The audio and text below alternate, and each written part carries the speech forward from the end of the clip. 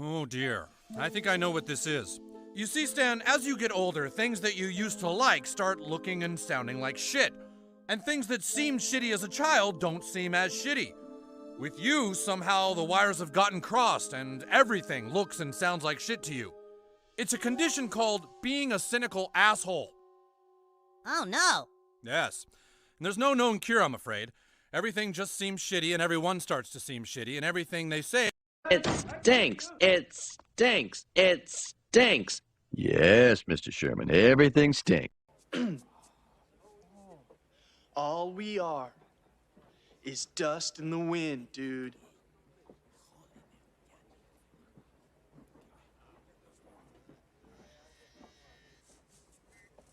Dust. Wind. Dude. Don't you understand, Steven?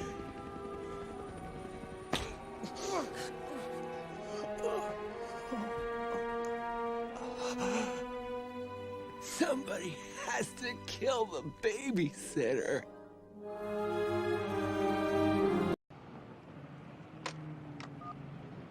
I'm too old for this shit. Mockery. Oh, Master! I do not trust you! I cannot trust you or anyone ever again!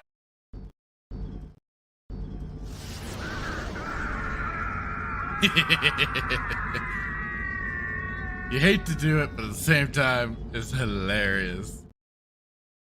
Hello, good evening, everyone, and welcome to the Saturday Night Sith, episode 49.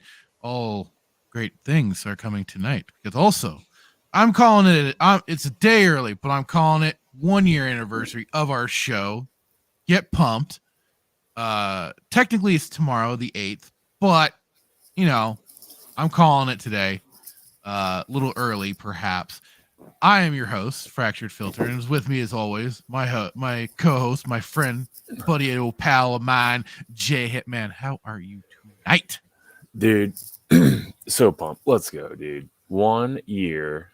Yeah, I'll do it with you. We'll just call it 1 year ago today. Episode this 1. Day. This day feels like a lifetime ago. It really does, doesn't it?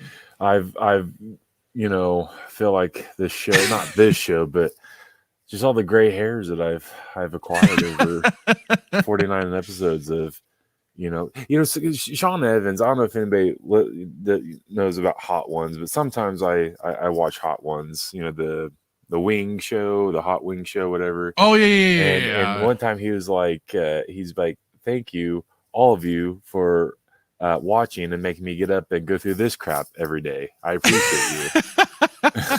And so that's kind of a well, I mean, if you're gonna give a compliment, I guess give a compliment and thanks. So it's like, he gets to eat hot wings all day. That's the funny thing. Like, I caught the episode. Did you watch the one with Stone Cold Steve Austin? Oh yeah, dude, I watched that. I'm like, oh my god, not a drop of sweat or anything. He was stone cold. I'm like, dude, the control that man has. I was jealous. He's like, there's the episode he was doing it with a guy named Chili Klaus. The guy's from, I think, Denmark, or I don't know, but it was funny. He was like, thank you for giving me this opportunity to wake up and go through all this crap, eating all these wings. So those fiery hot wings. What a year! We did one God.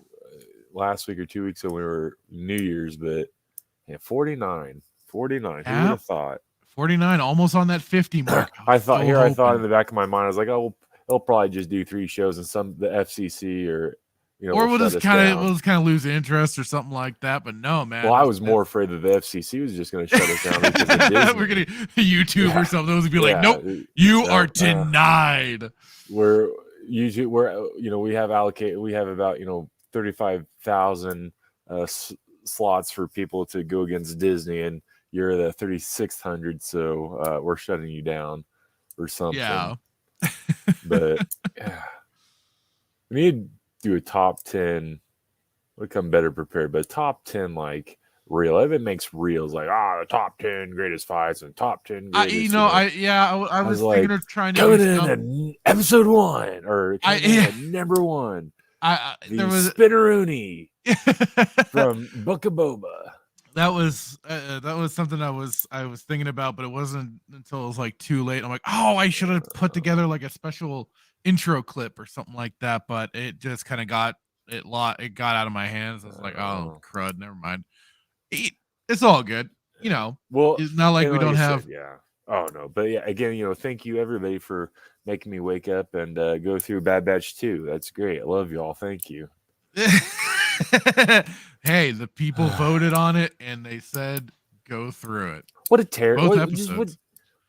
Should we just go right into the into the reviews then? Just want to just say like how terrible, like how absolute, I don't know. Maybe I'm just in my old age, maybe I'm just losing my eyesight and my hearing. I get the walking farts. Maybe I'm just grumpy, but like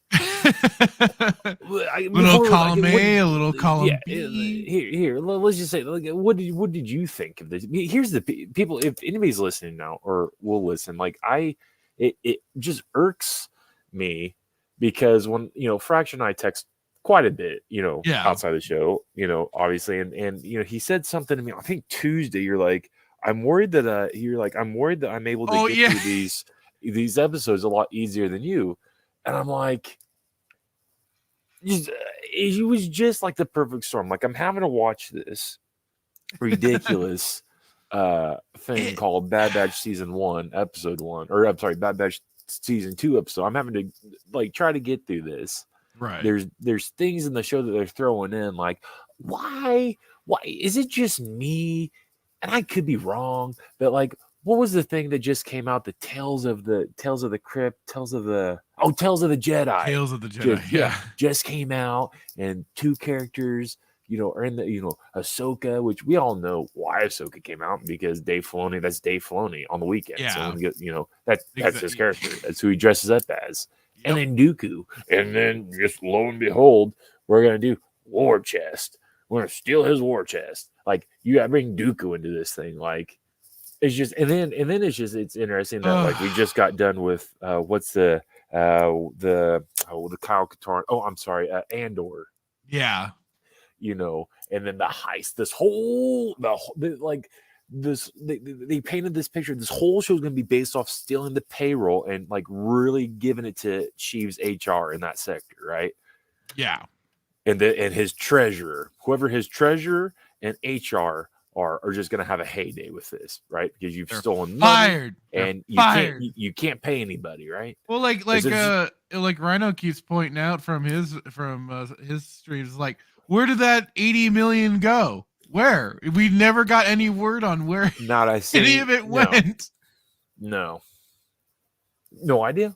What Luthen just maybe got it, and then it Talon Card went to Talon Card. You don't want to start bringing, those characters into this. I'm just saying, like, but like, I'm like, what's like, and so I'm wrong. That probably has nothing to do with, like, Andor has nothing to do with Bad Batch and Tales of the Jedi has nothing to do with Bad Batch. But it's like we go from having a heist, like just the writing, and it's just interesting. It's ironic that like we have a high situation on Andor. Yeah. 80 million credits are like gone. And then, we have this Tales of the Jedi, which I've still not watched. I will not watch. I'll watch this when I guess you make me watch Rebels. But and then like I said, the two characters, Ahsoka and Dooku, and then we're gonna do Bad Batch. You could have done this whole anything. You could have done you could take this any direction you wanted to take. Yeah. But then you choose to I mean, Tales of the Jedi. The only thing I only got through that first episode. I'm like, I'm done. I don't know if I can. Well, but that's the thing. The why Dooku? And I guess because reading, coming from the EU perspective, reading I just hear Serrano or Sarah Serrano. I mispronounce it, but I'm like, you bastards, you got to be kidding me. But I knew without them even mentioning Dooku. I'm like, no, they're gonna go this route. Right. Castle. Well, Dooku. the only part of why I think they did for Tales of the Jedi, they picked Dooku was so they could get in those member berries for bringing in Qui-Gon. No, here's the thing: to have that kind of as Dooku is an amazing character. I will fight anybody I will fight anybody who thinks the contrary. He is an interesting character within the EU. I don't know. Technically, he's in the EU, but within the books, he's an interesting character. I absolutely loved the fact when I believe, correct me if I'm wrong, it's either Plagueis or Revenge of the Sith, but where we get a little glimpse of Dooku, Qui-Gon, and Cypher Diaz. That's Plagueis, right? You just got a little where they're having some sort of meeting or dinner, with and them, yes, a public dinner meeting, and you just get a little bit of Dooku hanging. You got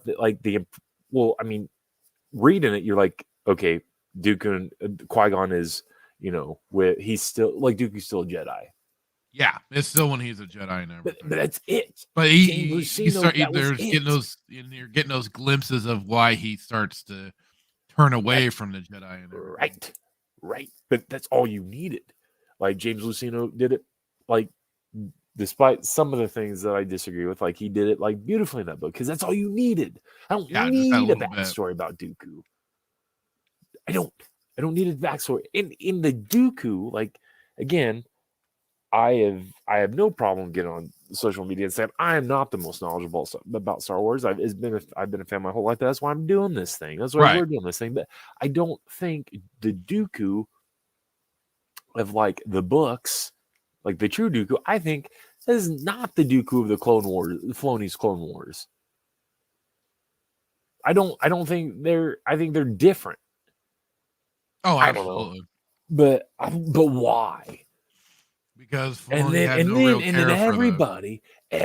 and their grandmothers coming on social media saying Tech's gonna die. They're calling Tech's gonna die. Tech's dying. He's dead. He's gonna die. And so I'm like, and I try to stay off social media until I had built up the nerve to watch these two.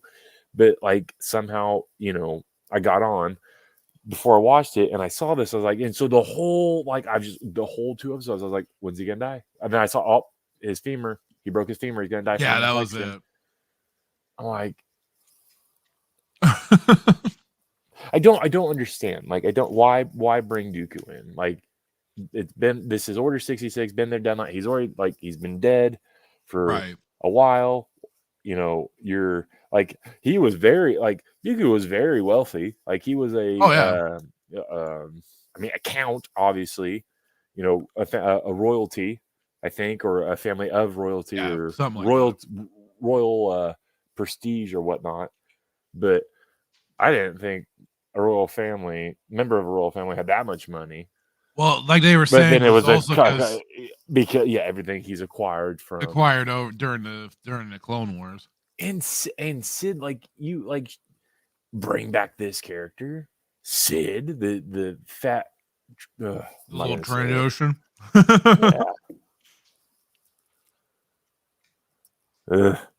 Yeah. And are we just gonna go right into the episode? Sure. I've already yelled. Yeah. No, it's God. I mean, these whole 2 episodes was basically nothing but to set up the final scene of the second episode. That's basically all this was. It was a bunch of fluff, all to set up the growing tension between this Imperial Rampart and the clones, and how he's basically now there's going to be that tension probably, or him trying to understand or figure out what went on for probably Crosshair coming back, why he came back, how he came back, and so how is it that the Clone Force 99 is still alive and well. And so that's going to be part of his investigating, and there's going to be probably that growing tension and animosity or whatever between Crosshair and this Imperial officer. All for that. That's all these basically what it felt like these 2 episodes were leading up to, and maybe a little bit of kind of bonding or something for Echo and Omega. But I mean, otherwise, I didn't see the point, because like it is just more another heist episode. Yeah. Did we really need that? No, not really. And I have nothing against like a kind of a formulaic sort of thing, because I was almost expecting like this would be kind of like a A-Team sort of thing. They would get a mission, go out, do it, things would happen, have a certain formula. Yeah. But they only seem to do certain missions. At least at present,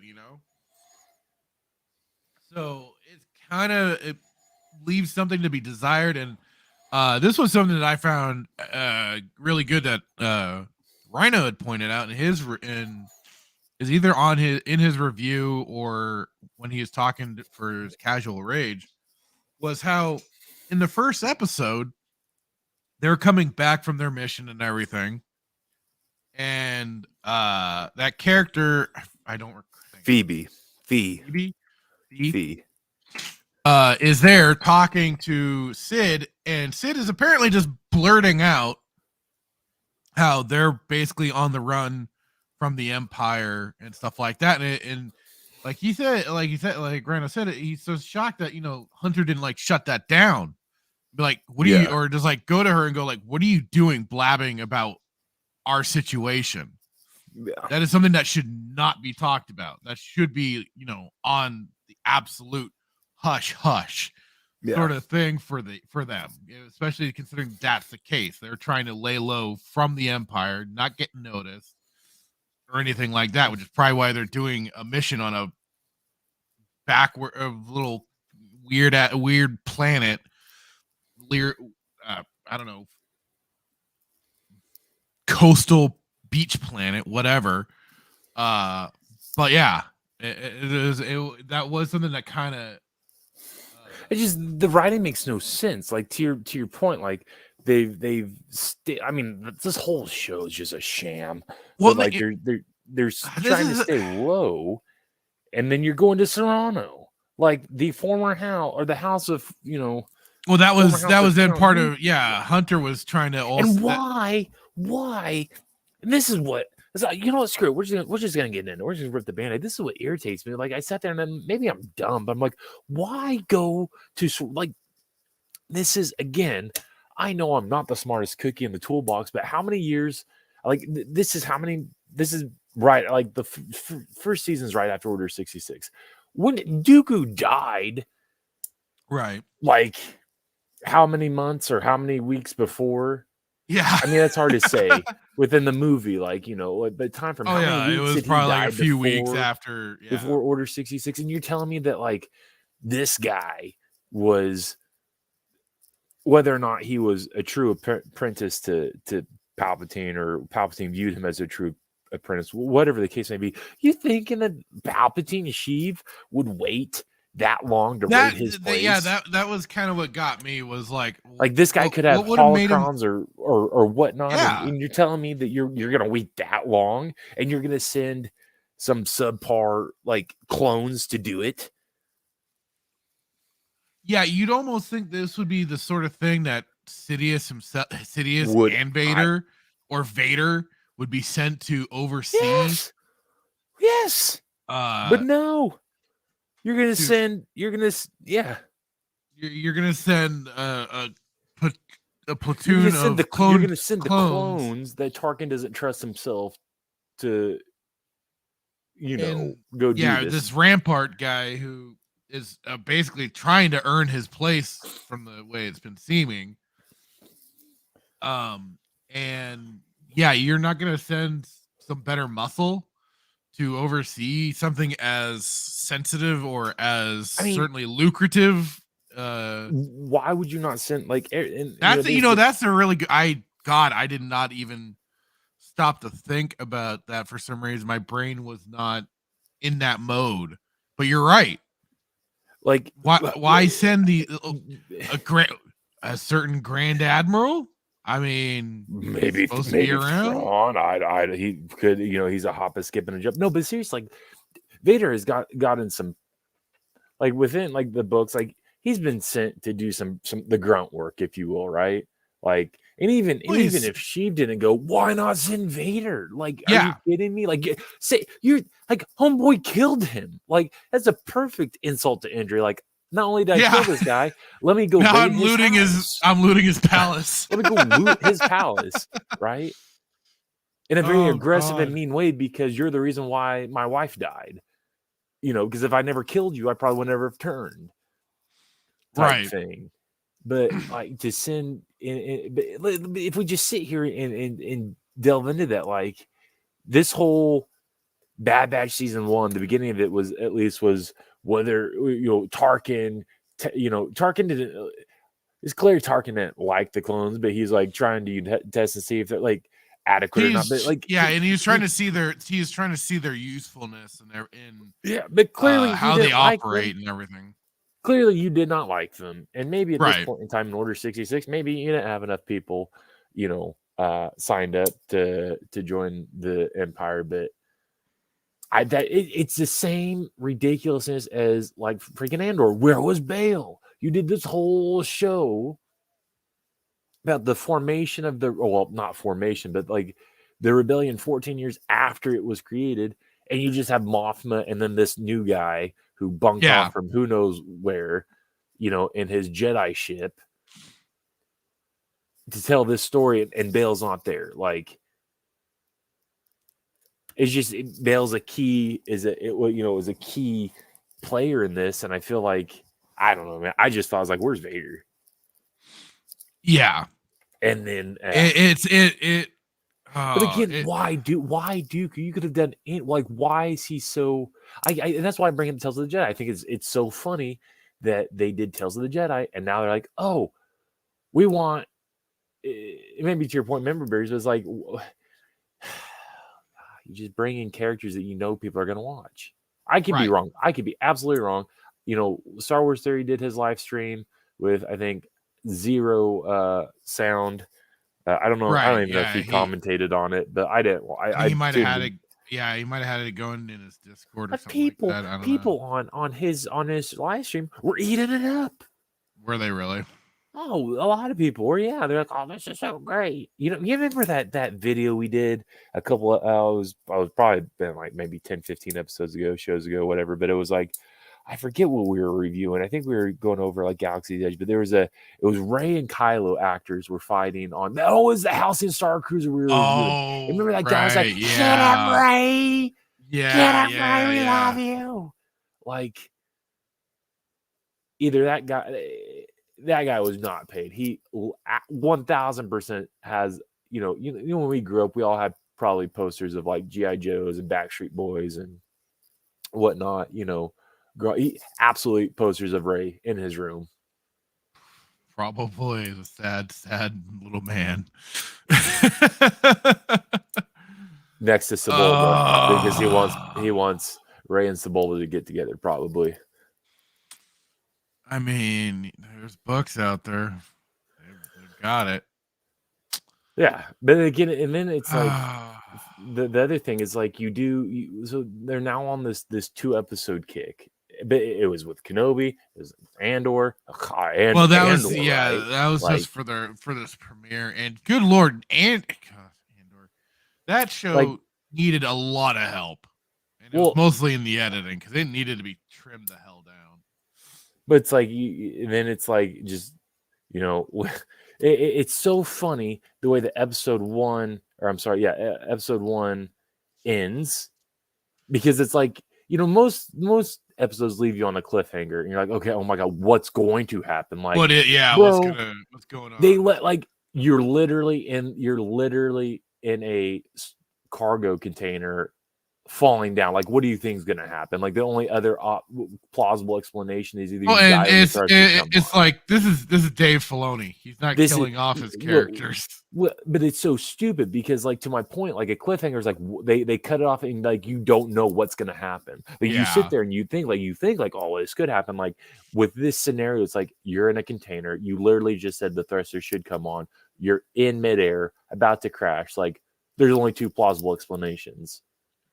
Right. Hit it from Mar. Well, hit it from Marjade, please. Everybody, hit it from Marjade. Smash that like button from Marjade. But it's and then I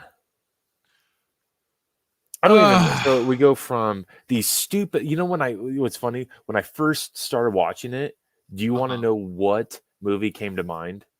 And what movie he stole this opening scene from? Go ahead. Pirates of the Caribbean.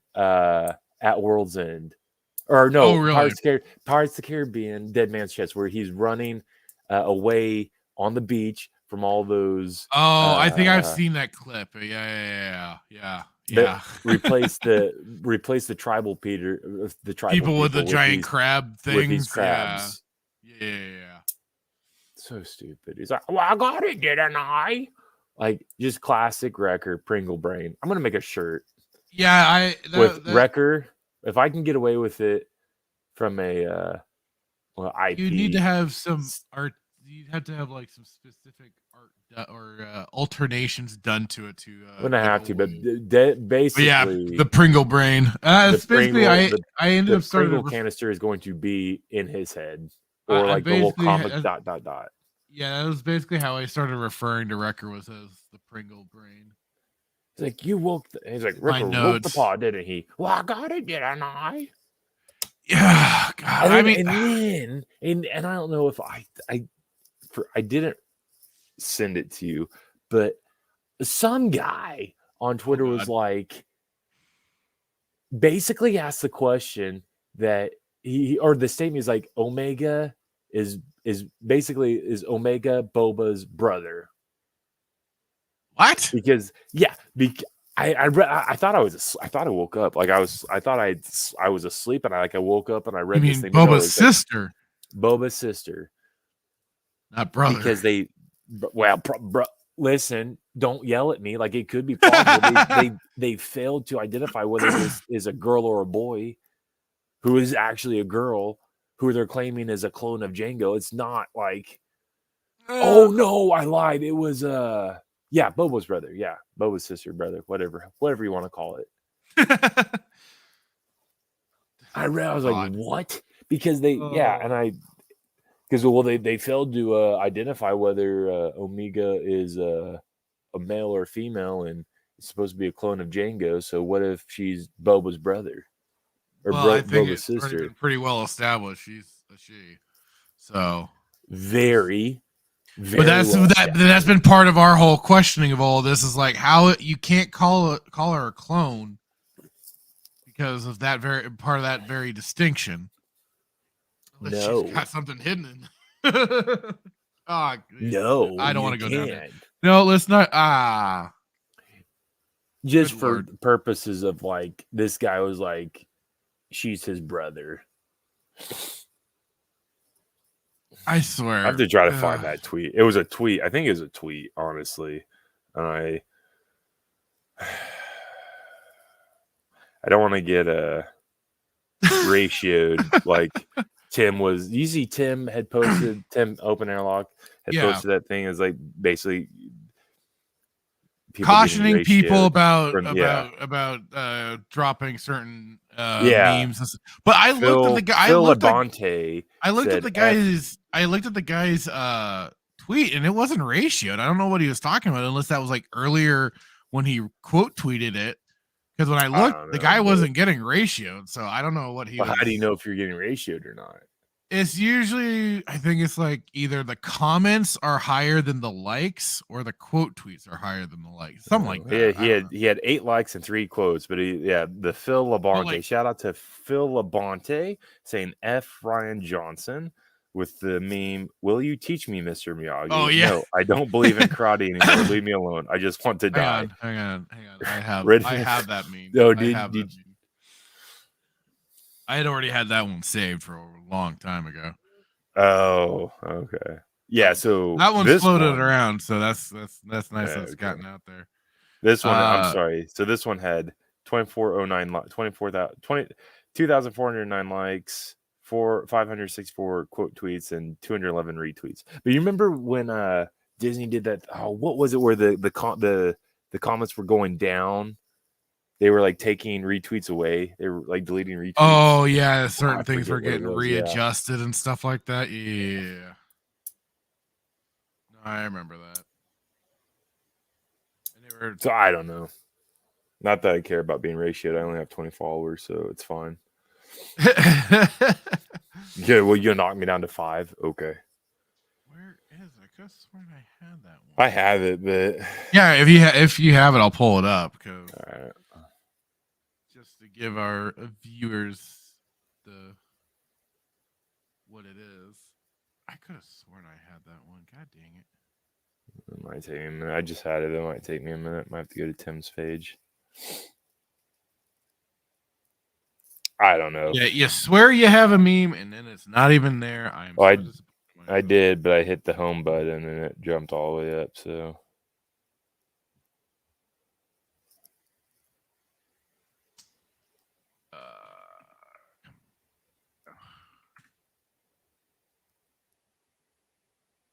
Here we go. I got it. Okay, I just found it.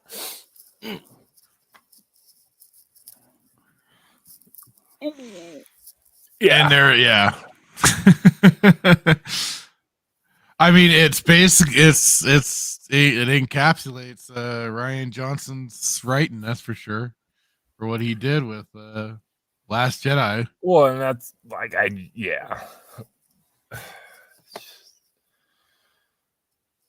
I almost want to put Harold Joby Harold, whatever his name is, Jobby. Did you know Jobby in Scottish means shit? I was unaware of that. That's their word to say to take a shite. Jobby. Oh boy. So I guess if you ever referred to Joby as Jobby, then you're calling him. I think what I'm going to start doing on the show, not that we ever have segments of the show, but what if we started doing segments of like just random facts, daily random facts? I was thinking something along. I was kind of, because I get Rhino has his whole seals of the week. Yeah. I guess Melvin has chills of the week, and I was like, well, I've got that meme of this. I've been trying to get around the idea of the Sarlacc brains. Yeah. Basically, in my thought of they just are mindlessly consuming, you know. I want to get it. I'm either gonna have to just try and learn a little more with Photoshop to put together the video meme, or find somebody that is willing to do it for free, and then we can have the Sarlacc brains of the week or something like that. The absolute,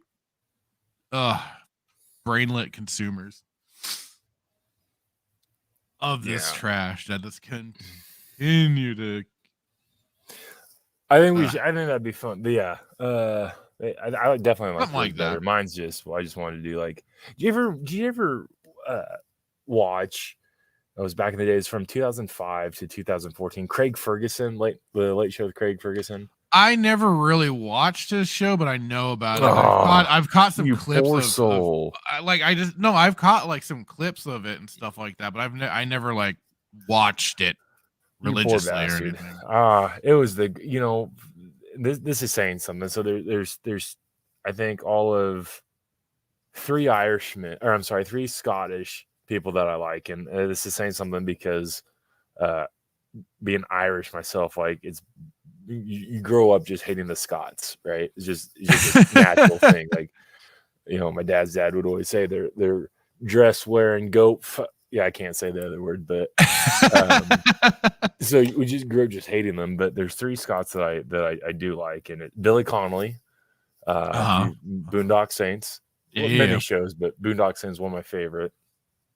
Obviously, Sean Connery, Goulash, and then Craig Ferguson. I think he's absolutely hilarious. If they did reruns of his show, like if I could go to iTunes or somehow get a DVD set of basically from 2005 to 14, I would. He had a guy, it was a animatronic guy called Jeff, but there was a guy and like a voice actor or whatever, a comedian on like, basically I don't know how it was. So like Jeff was an animatronic, but his voice was like a comedian, and him and Craig would go just at it like back and forth, and just like some people have, like Jay Leno had his his band, Jay Leno had his guy, and then David Letterman had his guy, and everybody has like their band, if you want that one, like the lead band guy or whatever is the guy that they talk to. Like Jeff was that guy for Craig, and absolutely hilarious.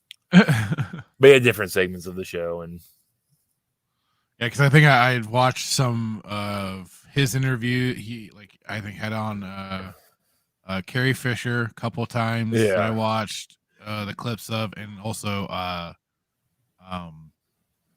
God, why am I forgetting his name?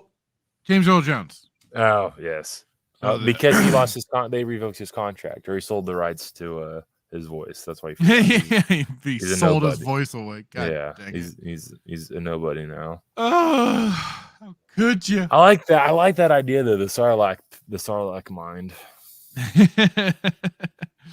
And then you should create like somehow get Slave One being eaten by it. Well, I was thinking like it would be like instead of like the people being pulled in, I would put like property logos on top of being pulled in and eaten. Yeah, basically, that was part of my idea for it. So, like I say, I just gotta. Well, you work on that, and yeah, we'll have to come with a jingle or something. Something just to kind of add that little bit of flair. So, just some useless facts of the week. Oh God, what more do we have to say? Basically breakdown episode 1. It goes from on a beach. It basically they're Pirates of the Caribbean. And this is what kind of got me to and why are they fishing? That's the dumbest thing ever. She's literally I mean that they're just basically waiting for them to get back, so it's killing some time. I get it, but like you release the line. Like, what are you doing? Like, well, that was certainly part of their problem when they were trying to leave, right? It was that the line apparently was not getting cut. And why is she using this this stupid bow still? Like, get a blaster, get a proper blaster. Like, you're not Oliver Queen. Gimmick. It's the it's her gimmick weapon, basically. And how does a blaster? How does a? Let me lay this one on you. Do those crabs have Durst, Beskar? Dude, they have something, because I mean they were tanking blasts like no tomorrow. It's like Mando plot armor meets Bad Batch season 2. Yeah, crabs. basically.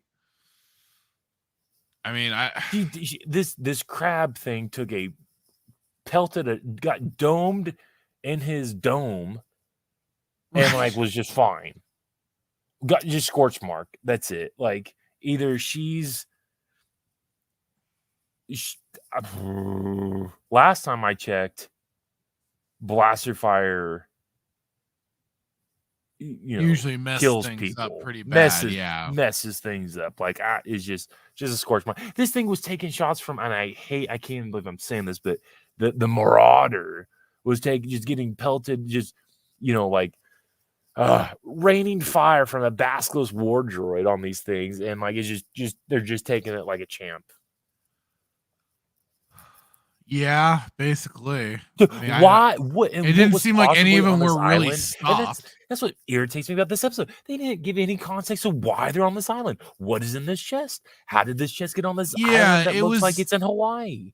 It was like, just why are you there? It was just basically the tail end of a mission to get us brought in with some action, light comedy.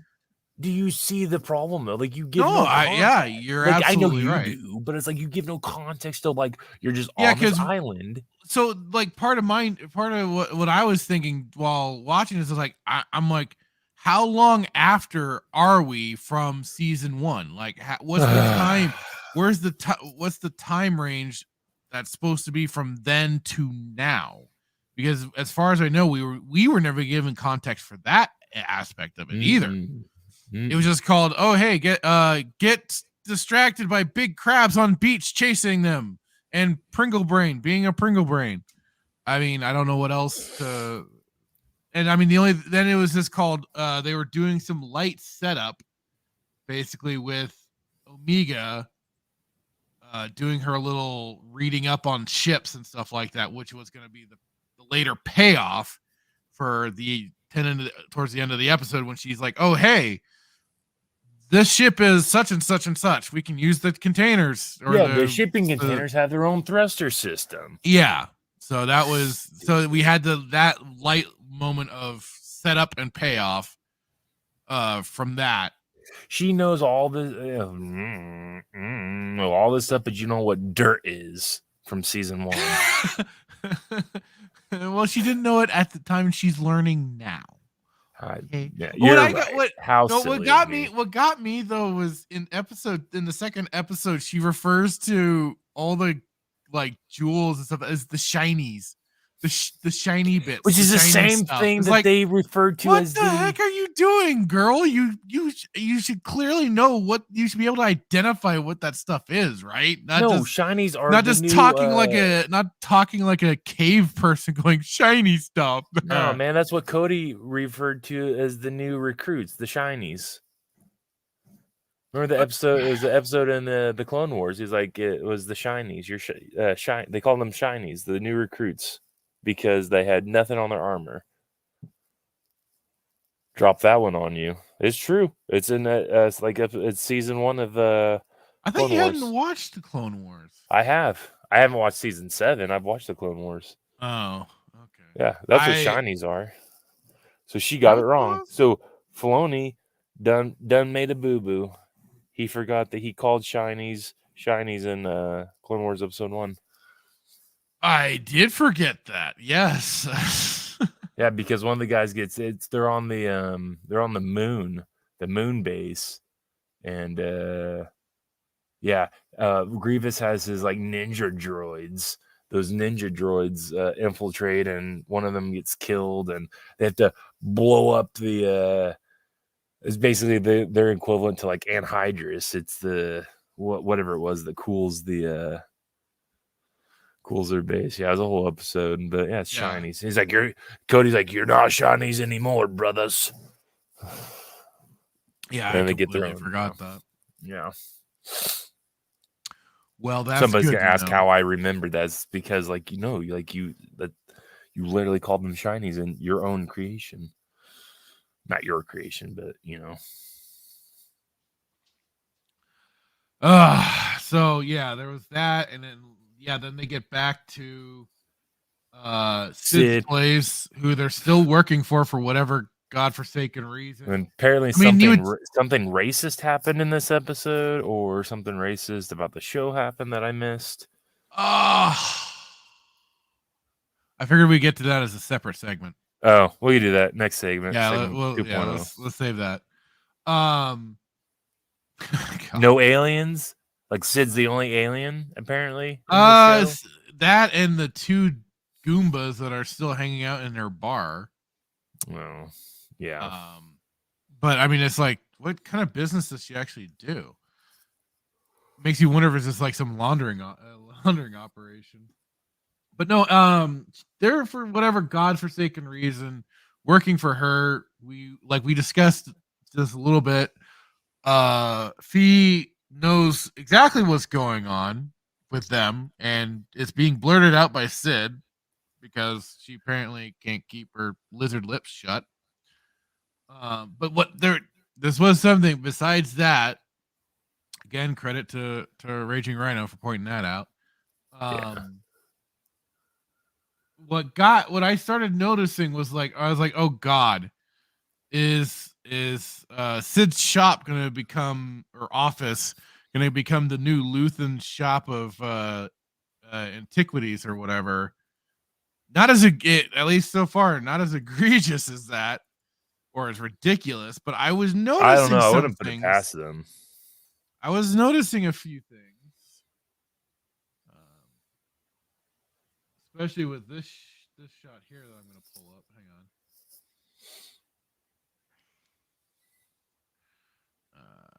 So, I mean, this is kind of stuck out to me. You have the Mandalorian helmet here. You have a clone trooper pilot helmet here. At least I believe that's what that is. And then the Mark III clone trooper helmet over here. And I'm just kind of left with, how or why does she have those? And I don't remember seeing those in the first season. You see the holocron behind Sid. Nuh-uh. Right, yeah, right there on the 1, 2, 3, third shelf, all the way to the right. Ah, made you look. You're an ass. Yeah. You really... I'm like, no, there isn't. What would you do if there was, though? Oh God, I would have flipped my shit. But no, I just was like, it just kind of, because first I noticed the Mandalorian helmet. I'm like, oh God. And then like this shot, I'm like, you gotta be kidding me. So where did they get the helmets? Yeah. So that was something that certainly, like, I was just like, you gotta be kidding me. Are we gonna have a new Luthen shop of trinkets and stuff like that? Probably. Ugh. So that certainly stuck out to me early on. And then, of course, it's called, oh, hey, we're going to go to Dooku's old hangout to Castle Dooku. Yeah. Casa de Dooku to they rob. said this Castle Dooku. I don't even know. I don't know. On Sereno. And because of his whole war chest is available, or at least being transported off planet. And they see this as a big possible win for them if they can get any of the Chinese. But what if Dooku was that rich and acquired that much wealth during the Clone Wars? Wouldn't Palpatine have figured out a way to either take it before he died or take it after he died and not, or at least already had access to it at any given point? Yeah, this is a lot of stuff, man. You think Palpatine's just gonna, oh, you can keep that. Good, you just keep that. My good, good apprentice. You can have it. I'll let you have it. You really think that, like, and again, if I would make the argument, if you think that he can, that undermines, in my opinion, just the brilliance of Sheev. Like, and maybe not. I don't know, but like, this is a lot of stuff. This was, you think that wouldn't be valuable to the Empire? Like, yeah, Sheev had money, the Empire had money, but at that point in time, the Empire wasn't technically on paper established. Like, this plan had been was in fruition for a while since Plagueis, but on paper, the Empire wasn't the Empire until after the Separatists were killed. So you really think that Sheev would just let him have this or keep this? Or I guess the other argument that the SEALs would make is like, no, it was after you had to kill him, and then he's gonna go get it. Well, and this is just a lot of stuff. They were working together anyways, so it's like, why wouldn't he have already access to it? I mean, I guess, yeah, it kind of shows his hand that he had, I don't know, connections, but then, like, again, why would he, like you pointed out already, why would he send this platoon or allow a platoon of troops to be sent? The 501st, Vader, you name it. Why not put total security on something like this? And especially Vader, who would know why they would have knowledge and access to this war chest of his. I mean, why not send the 501st to, I don't know, destroy the Jedi Temple, and immediately after, maybe go storm his place, like after, or maybe send another garrison to go storm his place. Like, what? It doesn't, like, Yeah, why wasn't wait? it all doesn't make combined into sense. one operation, basically? But again, you know, somebody could say, well, the Empire was just newly established, and you can't just go loot somebody's, assets legally. So maybe Sheev had to find. Then they can say, well, Sheev had to find a way to, like, I guess, legally do it. It's like, What? he wasn't able to legally kill all the Jedi either. He didn't need to legally do it. He's the emperor. Yeah. He's already. Yeah, like he is the if law. If you don't like it, if you don't like it, secede from the Empire. Good luck. become the Texas of the, even then it's even like called good luck seceding from the Republic. You weren't going to do it very easily. They were going to get you kicking and screaming one way or another. So I don't know. It just didn't make didn't make any sense. Like, waiting that long at all these, you had all these assets, and I mean, I don't know. It's not like you're waiting to have an estate sale after somebody dies or is killed. Like, it's a lot of assets that Sheev would have had to know that he had. Unless we're talking. Okay, so if we're talking about the Sheev, like Lucas's Sheev, then 100% he knew.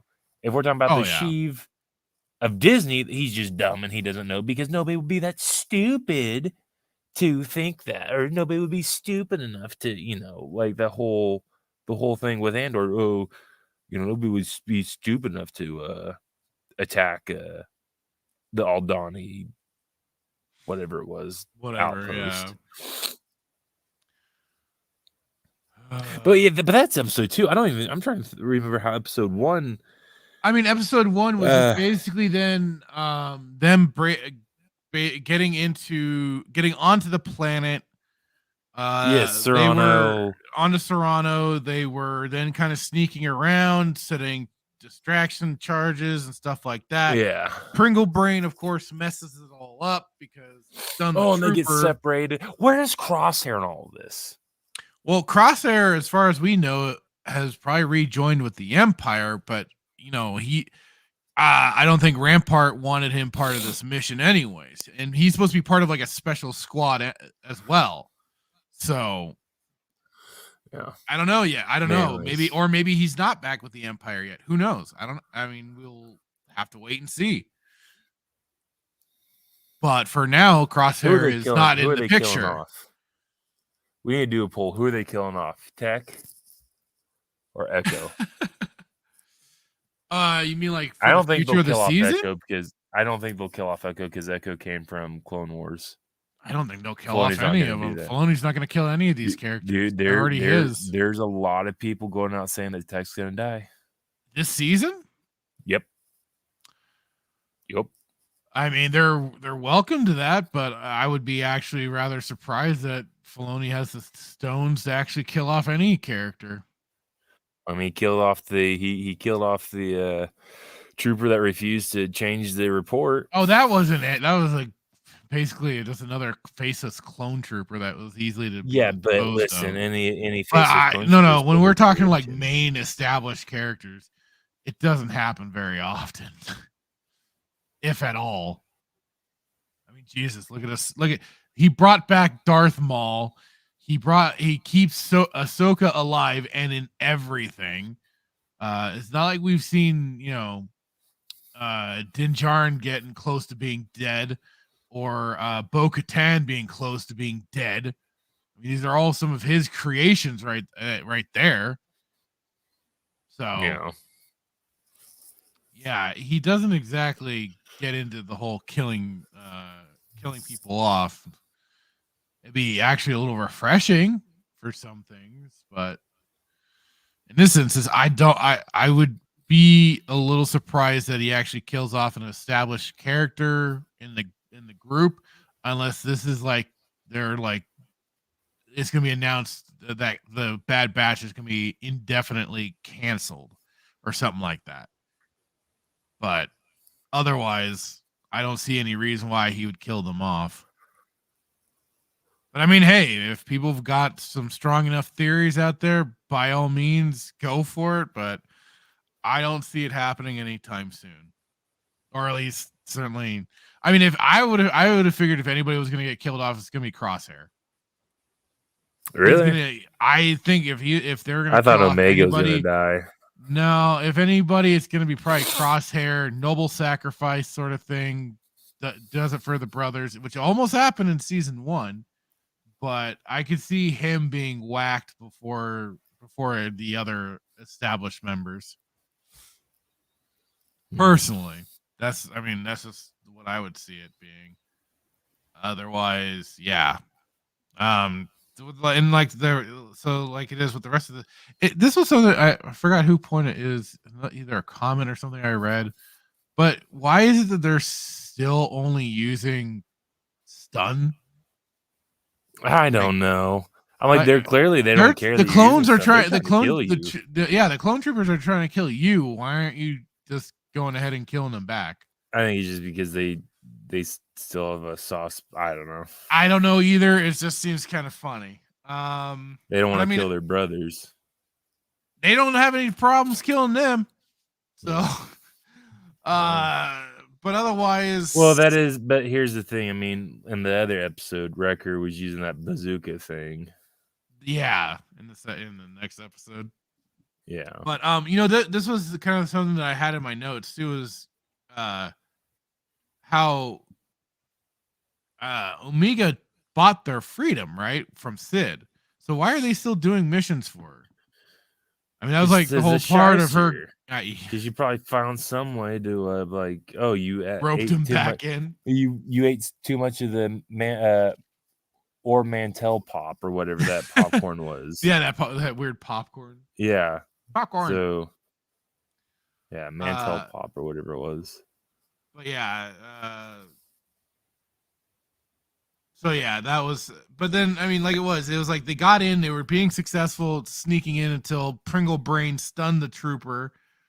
Which then, because of, routines and check-ins and stuff like that, screws him over.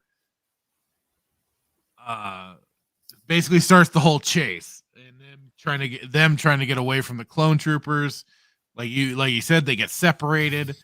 And it's just, And then this episode was very reminiscent of one of the other episodes in Clone Wars where they're, if it may be reminiscent, but it reminded me of it's where they're I forgot. No, I just lost my train of thought. But the survivor guy takes them in and helps them. But then I was watching, I was like, I wonder if he's gonna go back and somehow work for the Empire. The Empire's gonna show up and then he's gonna somehow cut a deal with them. I don't know, maybe. I don't know. But I never trusted him. I did laugh that we kind of got to see Dooku's office again, or that area, considering it did have its prominence during the Clone Wars. Yeah, the episode where Ventress basically writes Ventress off, and she goes back to Mama Witch Sister or whatever, Night Sister, the and Night then Sisters. Yeah, she injects him with some type of toxin, and he basically loses the sight. And he's like, I don't need my sight to destroy you. Yeah. And then the whole episode he's fighting her, and so we got that, and then it was they had a lot of convenience, especially when Wrecker was. How did he know it was an elevator? Please answer me that. They were kind of taking a guess, weren't they? No, he saw a little crack or something. Yeah, they just kind of took a guess that it was something. No, this guy said it. He said it with confidence, it's an elevator. How'd you know that? Okay. That's the big question, right? How would you know that? Unless they watched. They read ahead. They read ahead in the script. Yeah, they watched their brothers. One of the brothers. But yeah, they watched Clone Wars. But then it's like I said, they had the payoff of Omega knowing about because of her studying of the ships. knew how they could try and escape at least, and then of course we go into the whole cliffhanger. Dude, give a shout out to Pliskin 213 HMX do not care at 0442 p.m. Thanks for the shout out. How do these people get in here for this stuff? That's on your Twitch. That's on your Twitch. Oh, is that on my Twitch? That's on your Twitch. Because I have us streaming on YouTube, Odyssey, and your Twitch. Bruv. Nobody follows me on Twitch other than. Well, should I just stop sharing this on your Twitch then? No, share it on my Twitch. Well, no. I mean, I do have a couple. Grandma's following. Thanks, Grandma. I was like, I don't like whenever we go live on like Sunday Night Shenanigans, I just get all these like these girls that DM me and like, oh, graphic designers. I'm like, if I have one more graphic ever since designer, Elon Musk took over Twitter, that's what I've been having a bunch of graphic designers crawl into or jump into following me on Twitter and also trying to DM me about graphic literally stuff. the message. It's PG, but she was like, "How you doing?" Question. Yeah, it's always like, "How are you doing?" Hi, or something like that. I'm just like, I'm like, you can follow me, but I said I'm married. Seeing some stuff. Did you ever watch? Not to go off track here, but did you ever watch the show Yellowstone? I haven't. I've heard good things about it though. There's an episode where like the guy who played he's married to the character named Beth or whatever, but he's the guy who played the bad guy in Too Fast Too Furious in Miami. I can't think of his name, but he's in the bar and this girl like walks up to him and she's talking to him and he's like, "I'm married, darling," and she's like, "So am I," and she laughs like, "That's my wife over there," and she's like, "Mine's out of town." She's like, "My husband's." He's like, God, what did she say? She's like, "My husband's out of town," and then he's like, "Well, that's my wife over there." And Beth is like staring at her with a beer bottle, and she goes up to his wife, and or no, she stares at him, and he's like, "Oh shit!" And he's like, he goes to his other guys, like, "It's time to go." He's like, "Lloyd, it's time to go." He's like, "It's not even midnight." He's like, "It's midnight enough." And the girl goes up to his wife, and she basically just smashes a beer bottle on her head. Oof. But Oof. I think it's Beth. It's one of the main characters. But anyways, it's funny because I'm married. Even if you're not married, just say I'm married, and then just delete the message. Well, I wasn't asking if you weren't or if you were. I just wanted to offer my services to you. I'm married. I want your services. Oh God. Anyways. So now. But yeah, and then episode 2 is just so they get separated, and then they get separated. They're of course alive. Can I ask this? What's that? Would it not have been easier just to steal a damn ship versus just one singular shiny? Probably. Container? They would have been better off trying to hijack the damn ship than like trying this to is an elite Clone Force 99. Like, yeah, these guys are supposed to be like an elite force, but like, they there's only 2 pilots. You didn't even really have a garrison. You didn't even have a garrison of like troopers there. Like, you had 2 pilots. Like, why not just, and then you would have had enough money to surely make Sid somewhat happy. But why not just steal a ship? You're gonna say one single, and then but then they don't get anything, and then Echo, or I don't know, Echo pots off the mouth saying we're in this boat because Omega was born cloned, and we took her on, and she feels bad, and then she feels like she's got to get the shinies. So they were probably trying to, I don't know, teach a lesson, but there's far be it for Disney to teach children lessons, knowing what they stand for and what they're putting out. So that's laughable. What are you trying to teach? That this clone who's not a clone can be the sister of a clone that's not a clone? Clone? That made no sense. I confused myself just now saying that. I don't know what I just said. So it's like, you're trying to teach some type of moral story, but you have no morals. It's ironic, isn't Yeah. it? Yeah. So, Anywho. with it. And then the big, like I said, the big cliffhanger where they're about to die to their death. I just kind of laughed in this episode. I'm like, am I with that container that when it was hanging off the ledge, I was getting like Jurassic Park Lost World vibes. No, I got the back of where you and I work, the back of our work. I was like, that's literally what they're in right now. Just because like it was like, but it's like unlike not a camper, but it was that container that was just hanging over the edge. Oh yes, okay, that one. Yeah. Okay, yeah. I was like, literally. That was what I kind of joked in my notes, being like when they were getting like pulled up, I'm like, so where's the T-Rex that comes out and eats one of them? Yeah. Otherwise, it was the whole Omega was still trying to go after.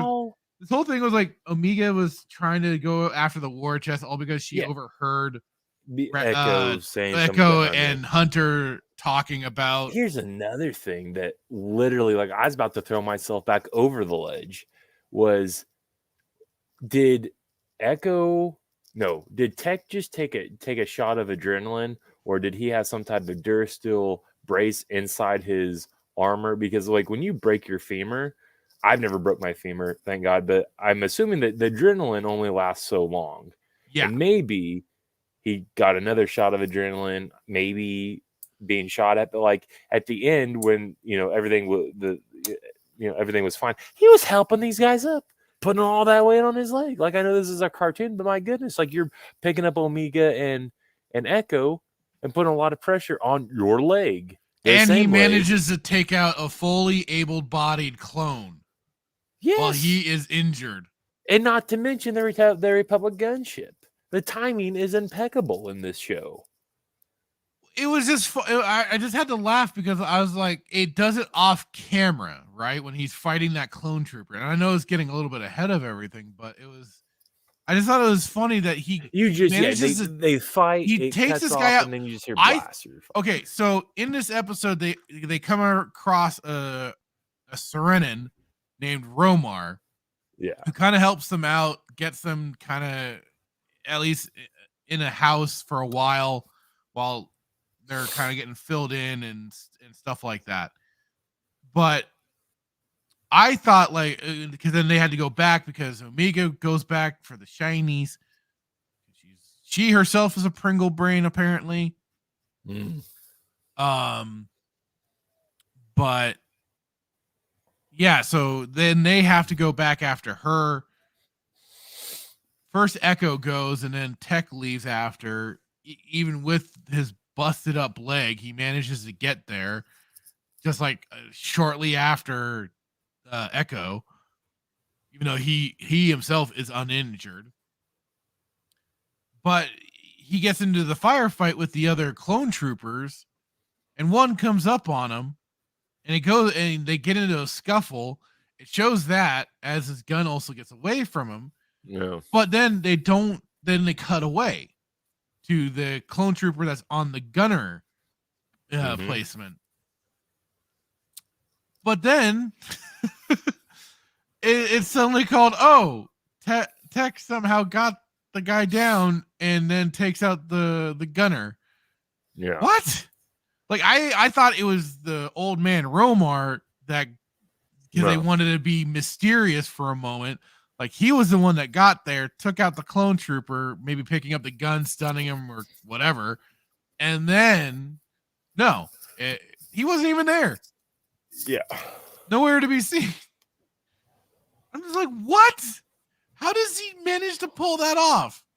Being injured like he is. I know it's his leg, but it's also called, he's still injured. The clone trooper would see an amazing advantage right there. Plot armor. All you had to do is keep injuring the leg and keeping him in place. Plot armor. To the highest degree. Yeah. So it just doesn't make any sense. This is another thing that Rhino was pointing out. How is it that Echo was climbing up the way he does with one hand, basically? 'Cause one hand is normal, and the other hand because has he that went to like the same. droid No, function. he went to the same mod parlor that Fennec Shan did, and it's the same. Well, it's the same way that Fennec Shan was able to pull a whole boulder or push a whole boulder down and kill all those stormtroopers. Ah, I see. Do you remember that? Yeah, it's the same mod parlor. Okay. Super strength, man. You remember she pushed that whole boulder with her legs. That's why never did leg day. I guess. I just didn't realize that would help him climb up a hole. Don't ask questions. Just consume. What was it? What is? Hang on. Don't ask questions. Just consume product and then get excited for next product. Yes. That basically. Yes. Please put that This is the thing. I made a comment about this too. It's like, did we just have higher standards for when we watched cartoons as a kid? Because I've rewatched Eddie. I think Ed and Eddie was like top notch stuff compared to this. Like Batman the animated series, great show. I rewatched it. Still fantastic. Currently watching it now. It doesn't have, and you can't say, "Oh, it's just a kid show. Oh, it's just animated." Have a little respect for your audience, because clearly they do not. Considering they just treat people like idiots. And I feel at least was it just because when we were kids and watching cartoons at the time, we just got lucky and the bar was set at a good level to where it's like they at least respected their audience a little bit? Because there's people that I know, one that I work with, that feels that the sequels are way better than the original. It's like, so no, like it's just, I don't know, man. No, it's not. Is that the same person that I've talked to? Yeah, your favorite person. Oh man, I think it's just. Powerpuff Girls is a better show than this. There's a lot of cartoons that are better than this. Samurai Jack, and there was Samurai Jack, done by Tartakovsky, who did the Clone Wars cartoon too. Had zero real, like there was zero like. That guy knows how to. That guy knows how to do. Like having little to no dialogue, but does such great storylines. Fantastic. Yeah. Like what else? Like this is just I mean, Jesus. What's that? I mean, Rick and Morty, Invaders. Oh God, there's so many. I'm talking about old cartoons that we watched. Rick and Morty. Oh, like you and I watched. Oh yeah. I that's what I refer to as like Robot Chicken, amazing. All the X-Men the animated series, Gargoyles and stuff like that. It's like you'll never, So it's just, I mean, there's also your fair share of stupid cartoons, Ren and Stimpy and stuff like that. But I mean, that was also just geared towards a certain comedy level. But it's again a lot of what we talk about, especially when it comes to Disney Lucasfilm. They are most consistent while being inconsistent. Yeah. So I don't know. I mean, I'd love. Maybe we need to have this. Maybe we need to host like, I don't know, during the week. Like play this season at a local library and see how the kids actually react. Because if they're gonna be there, it's like, oh, this is the greatest thing ever, then it's a generational thing. But if they're like, oh, this makes no sense, well, they have to have been raised. They have to have at least have some proper guidance, and at least being, if their parents are doing them justice by showing them the old stuff, the old cartoons, then yes, they might just snub their noses. But yeah, it's overall not impressed, like in the least. Like I can't stand Sid. I can't stand just her character. I can't stand the story. It's just annoying. It's like, why? Like, I just don't get it. Like, what does she do for the show, the progression of the show and the story, other than like give them help? But if that's going to be the case, or supply them with help, then just go be bounty hunters. Go back to Mandalore, where you came from, essentially. Well, not came from, but like where your ancestors came from, and just go be bounty hunters. Just go be mercenaries. I mean, that's basically what they're supposed to be doing, right? They're supposed to be acting like If you follow mercenaries. Delta Squad and the original, But that's why, like I said, that's where I would have been fine if they basically became like the A-team sort of thing. Like they go from planet to planet. They happen to get hired and stuff like that to help whatever. It's something. But this is like. And especially if they're trying to lay low, they keep returning to the same godforsaken place. People are going to notice routines. People are going to notice their freaking armor. Right? Unless I'm crazy here. It's like you get banned from Chuck E. Cheese, or you're not allowed to be within 50 feet of Chuck E. Cheese, and you go to a Chuck E. Cheese. Like, probably not smart, right? Like, if you're... I don't know, if you're trying to... It's like this. It's like, okay, you're a recovering alcoholic, and you have been sober for, X amount of time, and your friends want you to go to a bar, and you go to a bar. Well, like, it doesn't make sense. You spent all this time trying to recover from alcoholism, and you're going to go to the one place that can, like, it's the same concept, like, in a sense, maybe not, but like, I don't know, man. Like, why are you going to go to a place? Why are you going to go to the first place where you get ousted? Like, you spent this whole time undercover. Well, that's the that's the beauty of it. Where's a little bit of fun, a little bit of risk. Gotta make some money. You gotta spend some money, make some money. Like, no, like, it doesn't make any sense. Not in this instance. Like, so yeah, I just don't understand why I don't understand why bring Dooku in. I honestly think they brought Dooku in. Okay, because... now also, this was another thing that I was gonna. My original thumbnail was gonna be something completely different. Because I got some vibes from. Let me pull up I took another screenshot.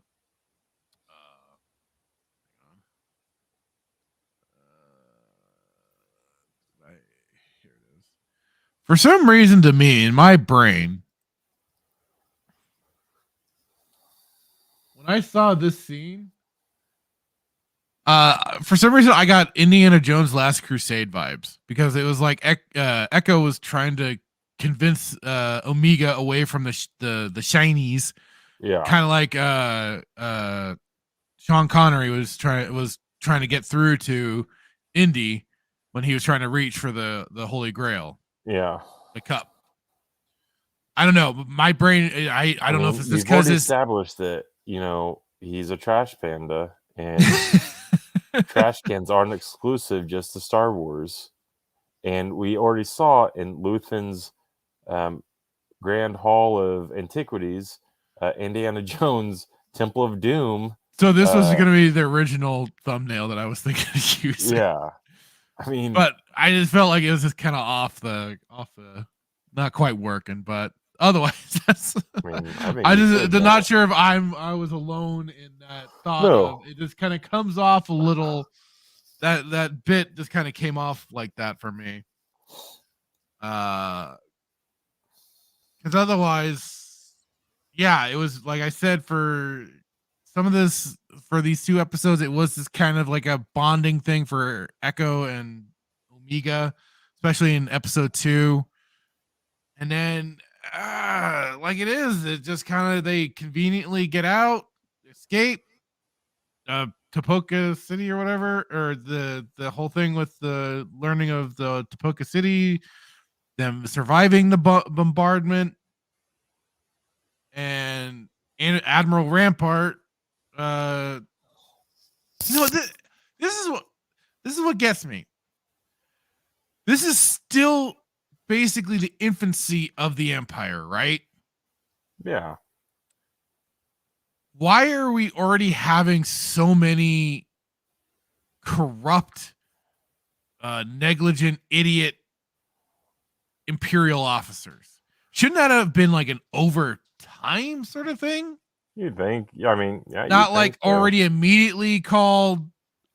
I gotta falsify things. I gotta hide them. What did Tarkin do prior to joining the Empire? I mean, he's like one of the. Well, at least I know he's like one of the regional governors and stuff for his system, right? Yeah. And they kind of changed that for Tarkin in the Clone Wars, I think, where he was. Yeah, they did a whole like mission with him and Anakin and stuff, and it's kind of the early seeds of all that. I still hate the fact that they took Admiral Yularen, who was in Clone Wars, and put him in Andor. It's stupid. Like I said, I would have expected more of this to come along later with the Empire than now. And it's like even the Imperials in the original trilogy were more upfront and honest, going to Vader saying how they messed up. Oh, for sure. I mean, it was like they probably couldn't have hidden it. It's like, I'll personally apologize to Commander Vader. And Lord Vader. Apology accepted, Captain Nita. Captain Nita. So, I mean, I'll take full responsibility and apologize to Lord Vader. Yeah.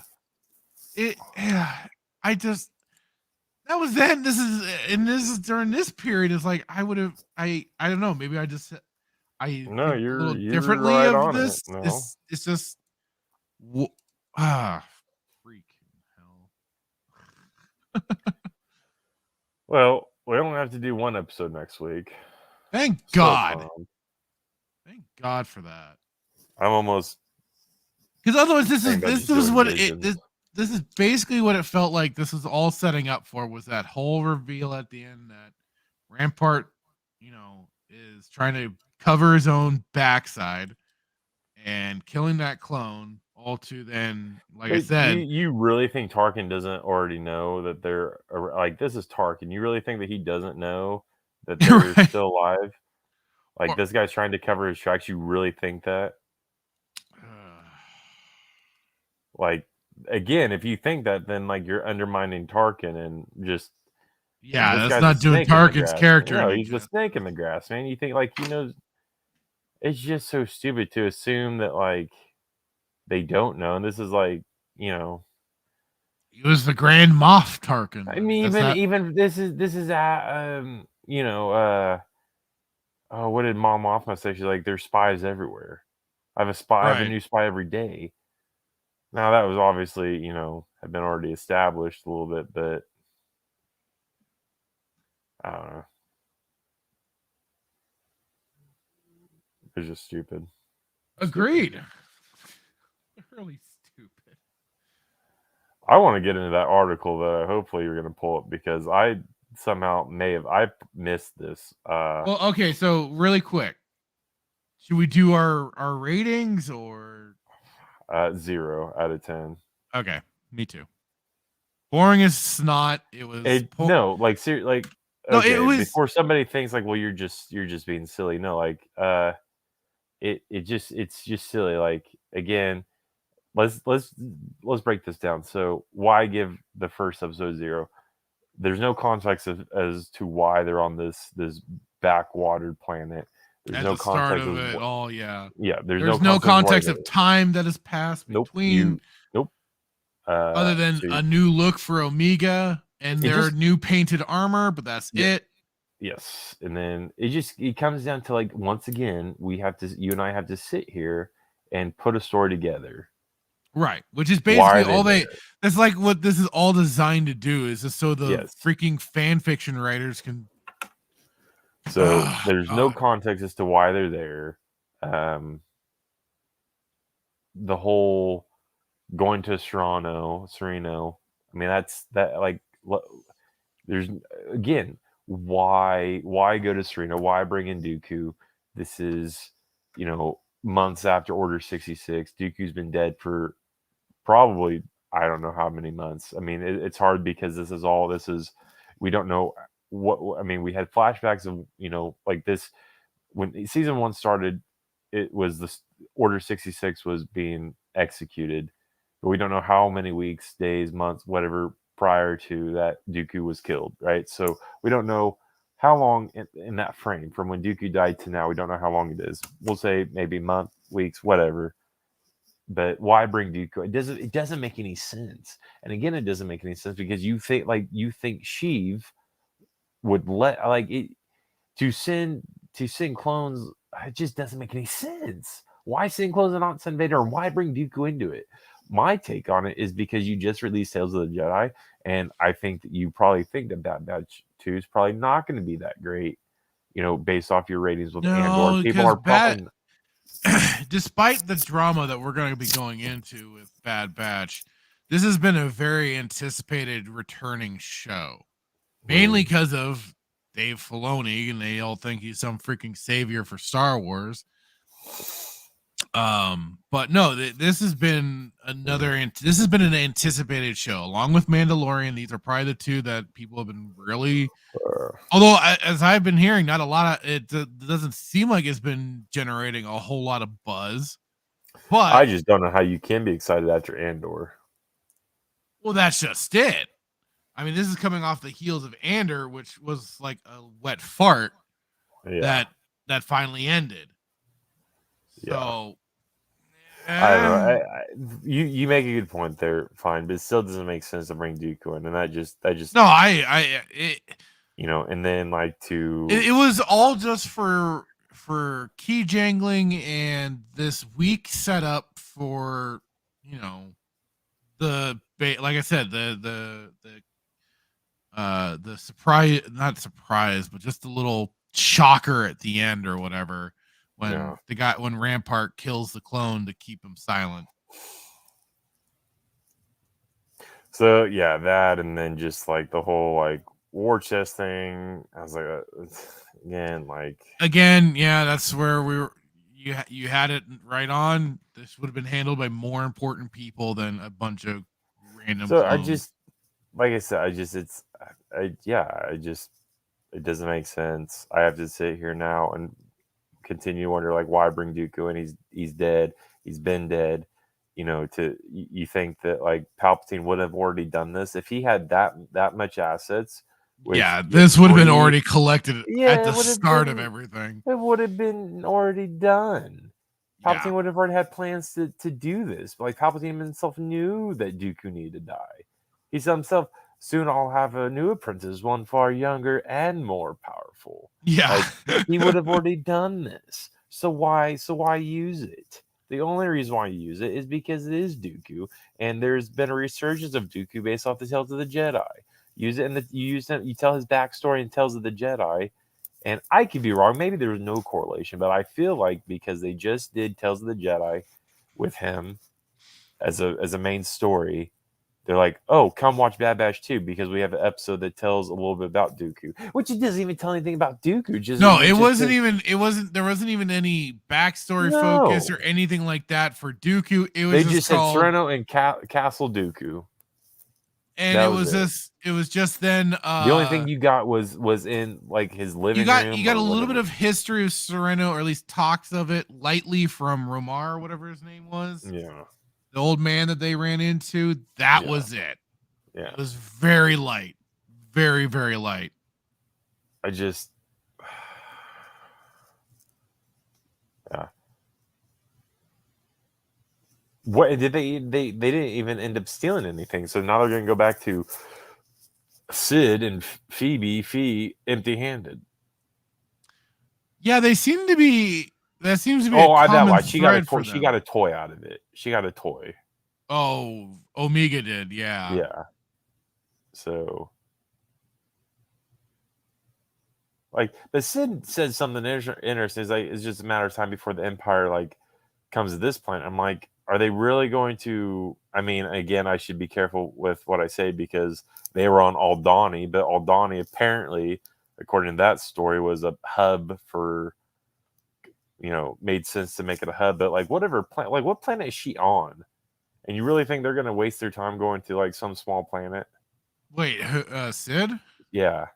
What Oh planet is she on? God. I don't know what planet she's on. But she says that she's like, it's just a matter of time before they show up here. I'm like, are they really though? Like, you really think she cares about?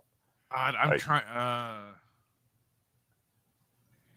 trying to remember. I know they named it, and I was just like, "What? Are you kidding me?" I don't know. But Ord Mantell. Ord Mantell. Okay. Well, that's a big. Because I think in one of my notes I was like, "Oh wow, that looks really different than Sutor."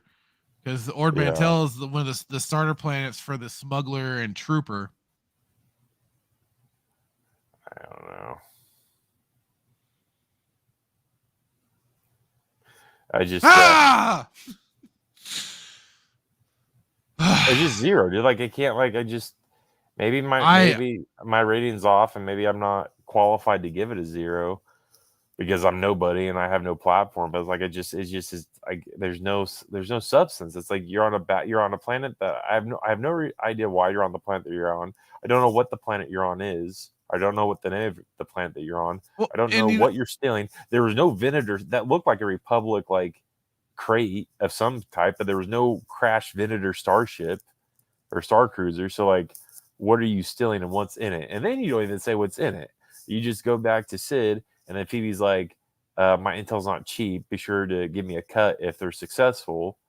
Or just kind of a shot on them. You could take that as kind of like a racist because she's supposed to be black and they're supposed to be Polynesian or not Polynesian, but wherever. Maori. Yeah.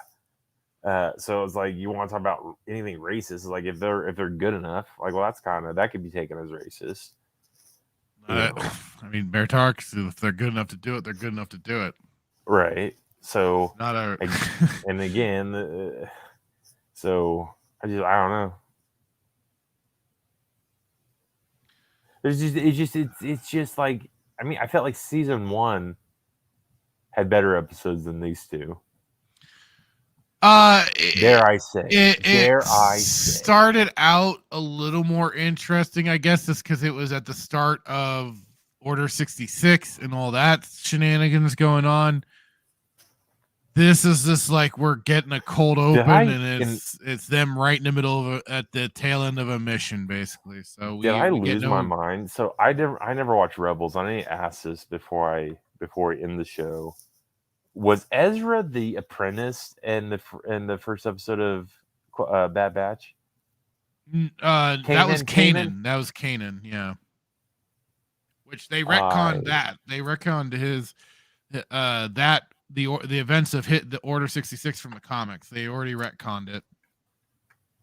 Which I believe I brought up during our review of that episode. I couldn't remember if we did or not. Yeah, I believe I did. I saw that, I was like, you've got to be kidding me. Yeah, it was there's too many questions. So because that's Kanan, does Bad Batch have any correlation with Rebels? As far as we know, not at this time. Because this is still so early on. This is still so early on, even for Kanan. Like as far as I know, we maybe gone like a few months after season 1. So yeah. But who retconned it? Did Filoni retcon it? Oh, Filoni retconned it. Because he's in charge of Bad Batch, last I knew. Okay. Last I knew. So yeah. So why did but he like it, even though? What was it, Paulo Hidalgo, the guy in charge of the lore management and stuff like that? They certainly aren't doing a good job. So, excuse me. So they're clearly not communicating between. I wasn't for sure why they retconned it because I didn't know. No reason. I have no idea why they did, but they did it. That's just that's just all I know is that they did it. So interesting. Yep. Anyways. Yeah. Ugh. So yeah, and then like just it's petty, but like the whole cliffhanger thing, like the end of episode 1 to episode 2 is like okay, but it's not even a cliffhanger. But the biggest issue I'd say I have is the whole Dooku thing, and then Echo or Tech being able to do what he did On with a broken busted femur. yeah. Unless there's something within the Star Wars lore of like some like adrenaline Wasn't even shot like you he got a can take back to shot or something or like that. No. nothing. But even if he did, like I could like, okay, well that's fine, like because back to over time can regenerate your cells and your bones and all that and that. But there was no if he had said he took a back to shot, like okay, fine, like I would be like more apt to like I wouldn't be as harsh about it. But like once again, they do what they do best and give no context to it, and he's just fine with a broken feet. How long does adrenaline last? Like if you think about good it, question. I mean, it's usually like I'll tell you this, maybe like a few minutes at most. If that, like there was the town that I grew up, there's a police officer who got shot in the femur, and he chased after, like somehow he got shot in his femur, and he chased after the guy that shot him in a car. He sprinted probably I think 60 to 70 yards before he passed out. Right, so you think how long does it take to sprint 60 to 70 yards? Like and I get it's a show versus real life, but if you're thinking about it, like adrenaline only lasts for so long, and he's taking apparently it can last up to an hour. But by time they were going to be getting and gentlemen, back... I love Fractured to death because I knew he just Googled it while I was ranting about this. But I mean, even then, they spent more than an hour at that guy at Romar or whatever his name's house before they went back. Yeah, so unless an extra shot of adrenaline kicked in while he was fighting the guy, which I guess is possible. Which I mean, like I said, I guess it's not outside the realm of possibilities because they're supposed to be unaltered clones with enhanced skills. Maybe Tech's skills is adrenaline, but Tech is more. He's supposed to be more of the brains than like combat and stuff like that. I don't know, dude. Maybe he's the brains of the situation. So maybe his brain's like, you need another shot of adrenaline. So here you go. And that's I don't know, dude. Like here I'm trying to like make sense of all. You're trying to develop your own head canon for what's the reason why this worked out the way it did. Yeah, and then the whole like the timing again is just so impeccable because like the old guy wraps the rope around the swoop bike and then like they're falling and then just at the moment he basically struggling to turn the swoop bike on and then he just puts the brakes on. Yeah. At like the last second. I'm like, oh, that's convenient with no build up.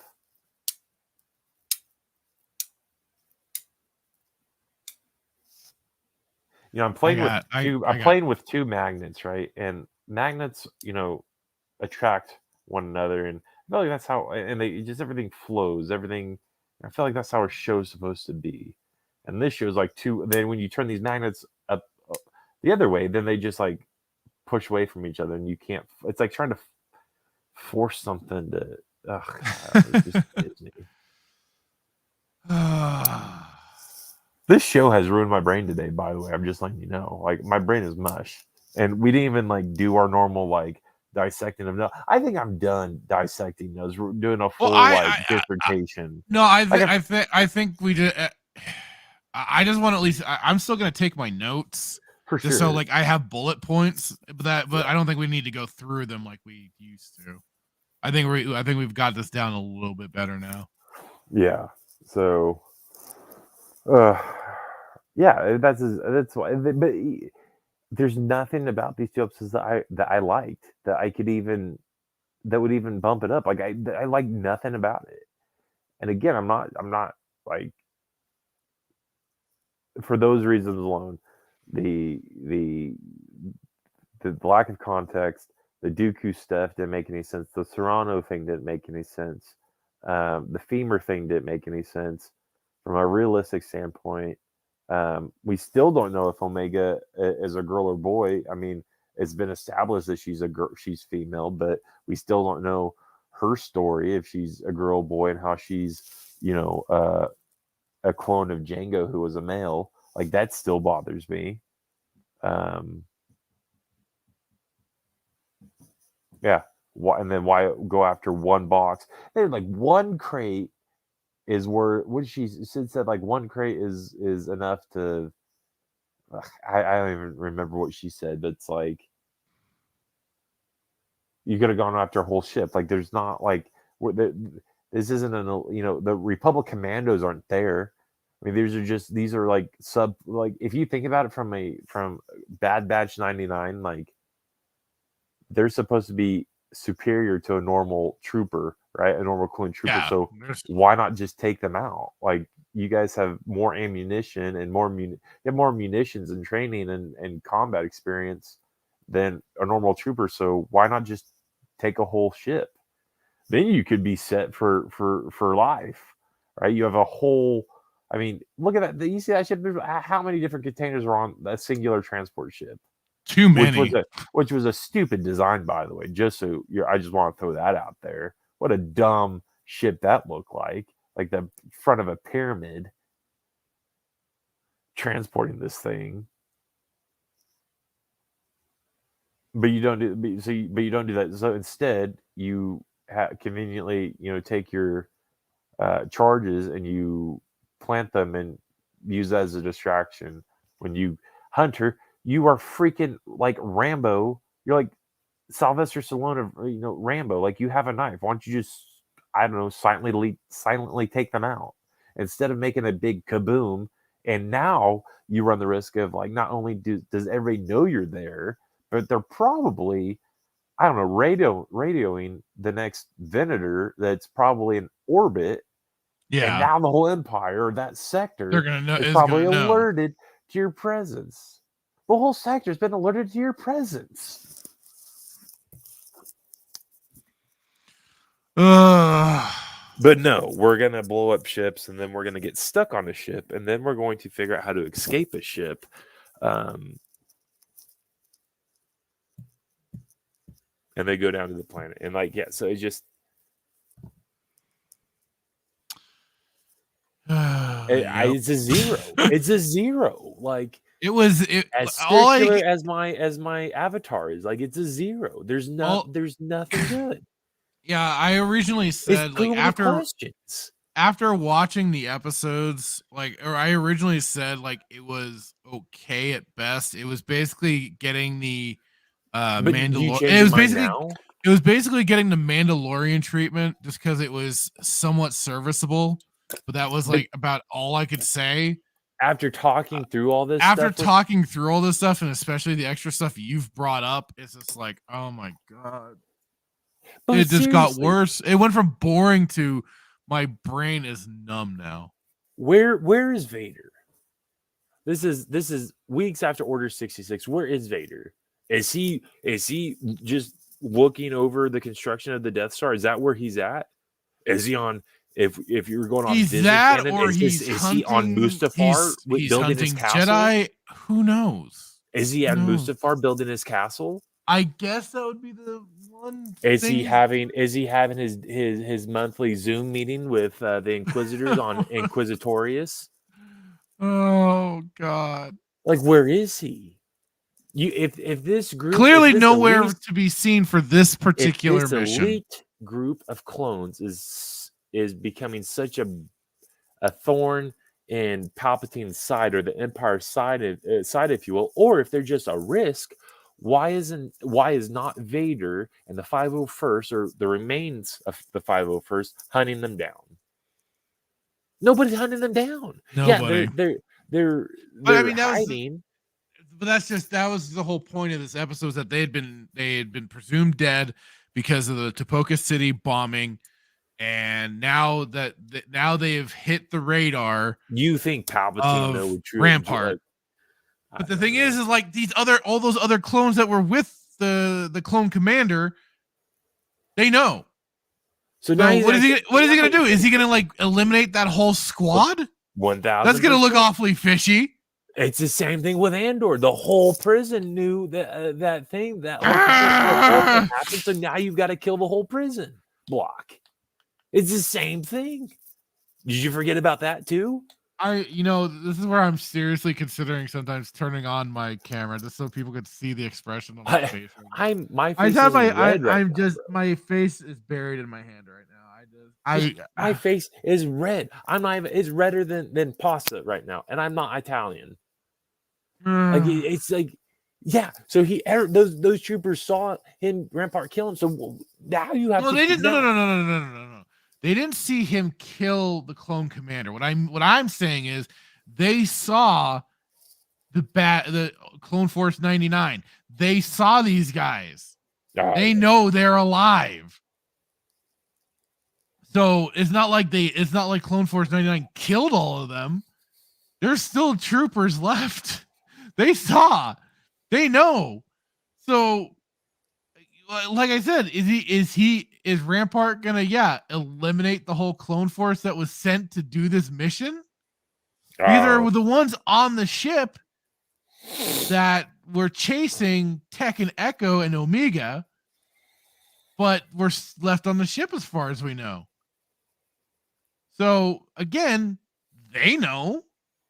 And you're telling me that, like you say, Tarkin isn't going to question any of the clones. I know he doesn't like them, but he's certainly going to try and get some answers, right? Yeah.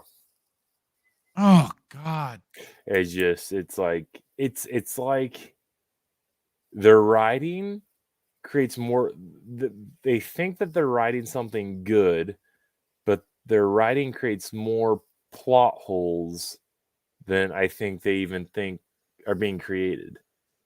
Their heads are so far up their own asses at this point. It's People are not going to even question why Vader's like, if you're going to bring in Dooku, why not bring in the guy that killed Dooku? That'd be insulting for such an important, like you said, and it makes even more sense because when you look at this just came to my mind. It would make even more sense because what did Dooku say to Anakin in Revenge of the Sith? He goaded Anakin and said, "I'm the one who sent the Tuscans to kill your mom," or something along those lines. He's like, "I'm the reason why the Tuscans killed your mom." Like, you don't think that, he said something along those lines about like Shmi. He mentioned Shmi and the Tuscans killing his mom or something. No, that was conversation between Anakin and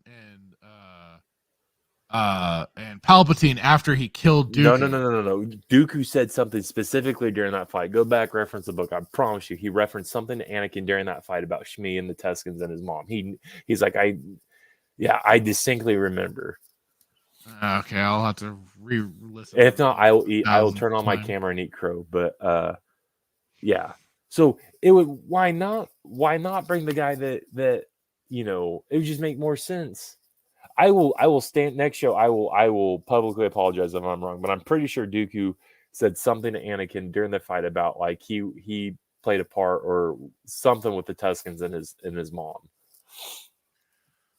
Even if I'm wrong and even if I'm right, it's still like it would make sense to have Vader do it. Send Vader to do it. You're gonna entrust something this big to just troopers that aren't even the 501st. So again, like, where's Vader? Well, that's the $1 million credit question, ain't it?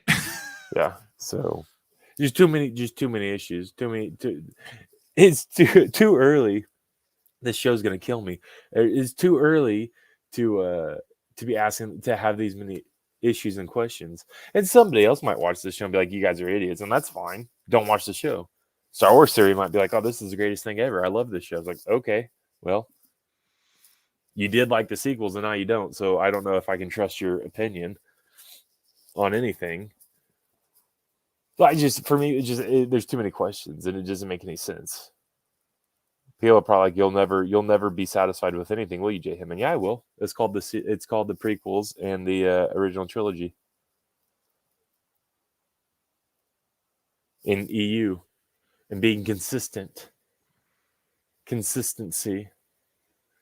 not spoon feeding me a bunch of BS trying to get me to believe that Andor is Kyle Katarn, or Kyle Katarn was never a character and Cassian Andor is.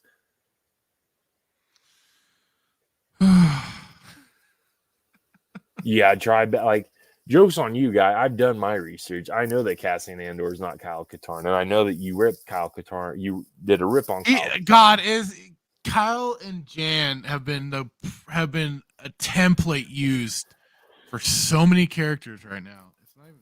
Well, I know, but I'm just saying, like jokes on you.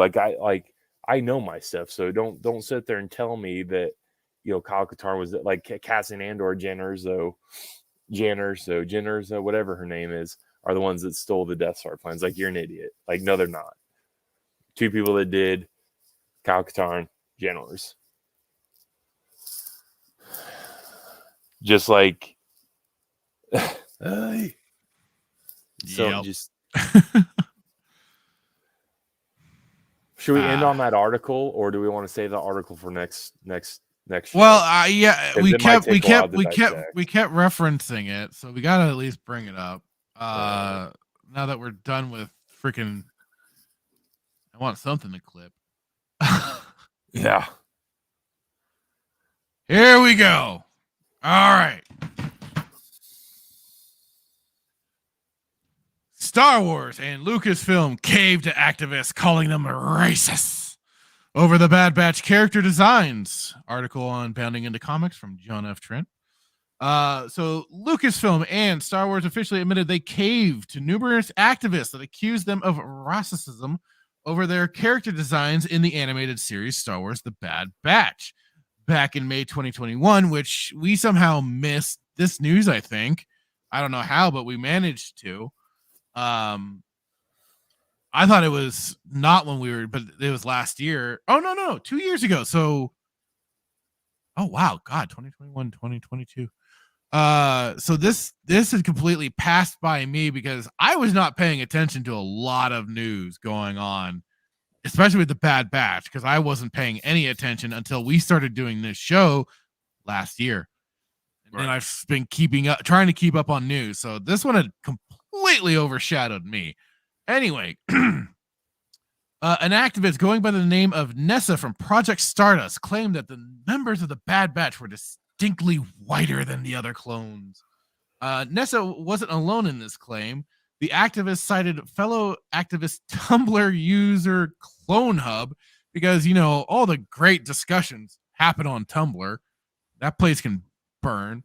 Who created the website Unwhitewash the Bad Batch. You know what? Don't even. I'm not giving them the clicks. I'm not going to that bullshit. No. On the website, Clone Hub argues the Bad Batch has been whitewashed in two ways: through their visual and physical design, and through their voice actor. There's a lot to unpack with that in a moment. Hang on. The user continued. D. Bradley Baker is a white man from Colorado who was chosen to play a group of men of color with an ethnically tied dialectical accent. Jesus Christ. He then added, if it still isn't clear, Baker being white and doing this accent is equivalent to him being hired to play a black character and then poorly attempting an African American vernacular English accent, aka Blaccent, Ebonics, etc. It's racist. You all can jump into a goddamn volcano at this point. I'm sick and tired of this crap for sure. You got a voice actor, let them voice a freaking role. It don't matter. That's the whole point. They're acting for one. Two, they're just providing a voice for a character.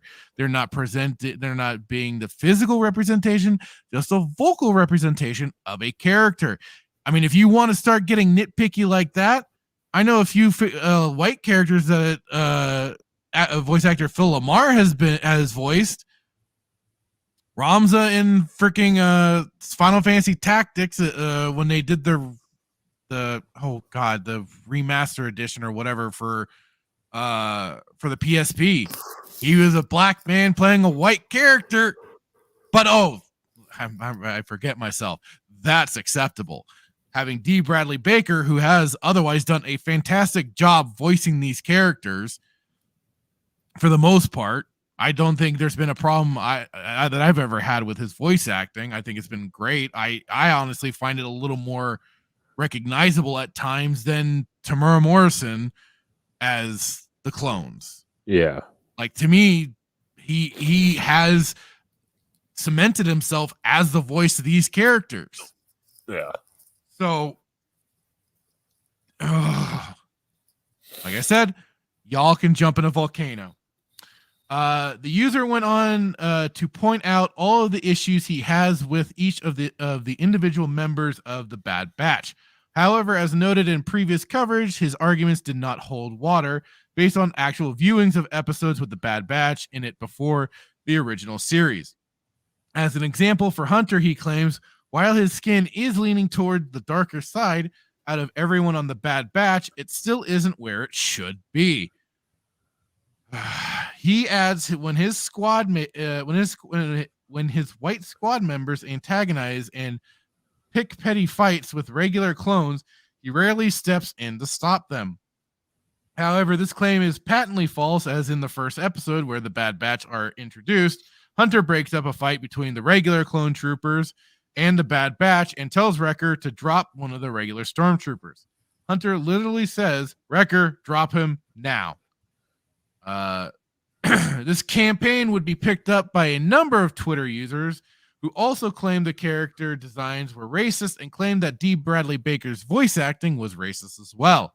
One user wrote, "Anyway, it's bad enough that they got a white American to do a frankly quite racist imitation of a Maori actor's voice to play the clones in animation without them straight up bleaching them.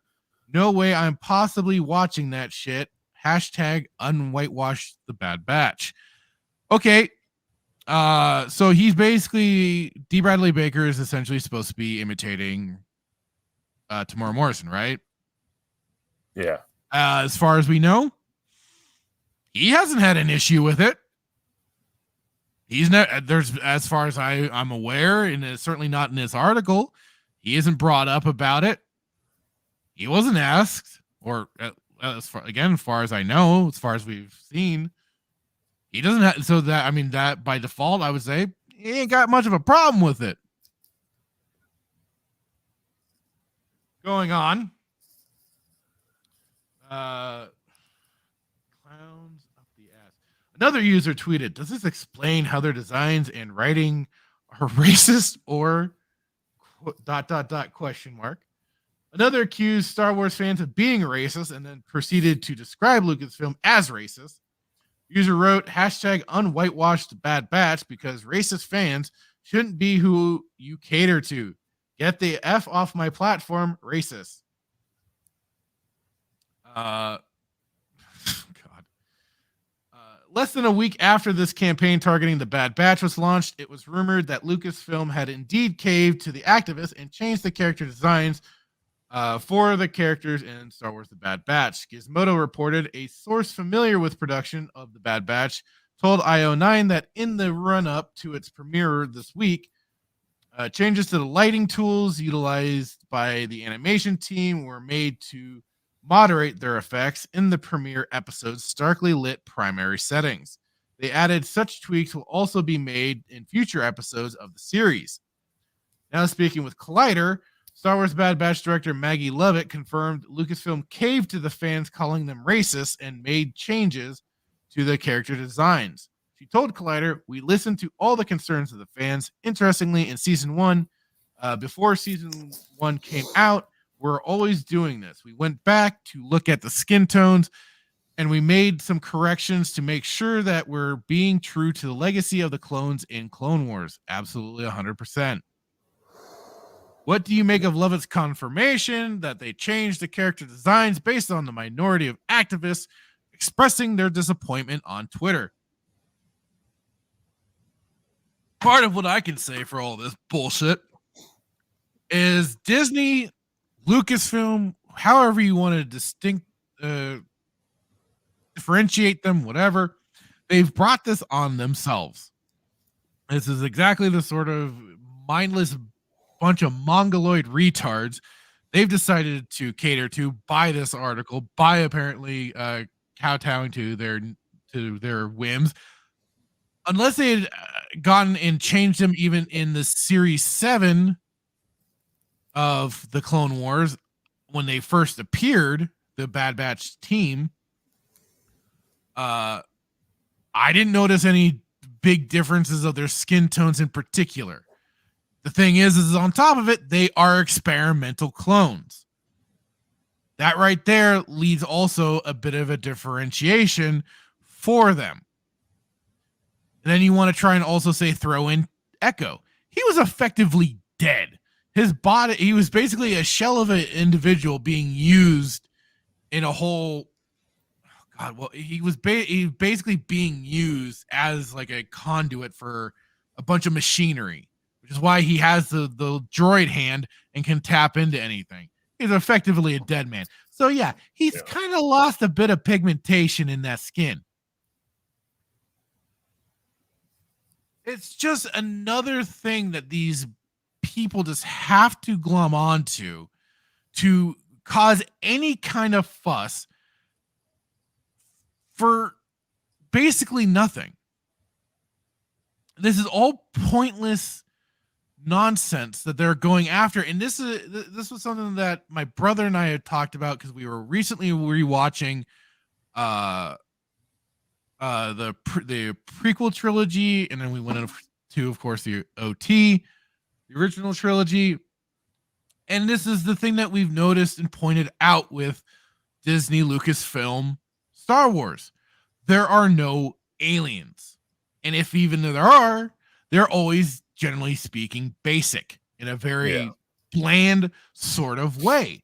Because if there's any voice at all getting close to a potential stereotype, if that's what they want to, see it as, instead of just maybe that's that person's voice, accent, whatever, it becomes a problem. Even though that's just an actor maybe giving what they think that character could sound like, whatever. They have to glom onto that and then attack it, and then they are the destroyers of any kind of enjoyment and fun or just, expression of anything other than a basic voice. And what's funny too is, again, my brother and I were talking about this. You have none of the aliens too that are like speaking a different language, Huttese or Rhodian or whatever. We get that's even like the thing that could be done. They go and look for anything and everything that could possibly be racist just to say that it's racist. Right. Exactly. And it's just so tiring, and it's so, but it's just so stupid because it's like nothing that happened with Gina Carano did they deem racist. But what did happen to Moses Ingram was racist. But if you look at the inboxes, some of the stuff that she was getting messaged and DM'd is okay, but some of the stuff that Moses Ingram was getting inboxed is not okay. And it's like racism on any level is not okay, right? No. It's not. But you don't get to sit there and like choose what it's like critical race theory, man. And critical race theory is so effing stupid. And like, try not to guess, but it's so stupid because it's like, because I'm white and I ask a question, I'm racist because I asked a question. How dare you ask a question? Like, how dare I? It's just like, but asking a question does not mean that you're racist. But because you're black and I'm white, and because I ask if you want to go eat at McDonald's, I'm a racist because I just asked a question. Like it's so incredibly stupid. It's like, why are we so like we're hung up on it? Bigger Disney, Lucasfilm has more. They have bigger issues than to worry about the color of a cartoon character.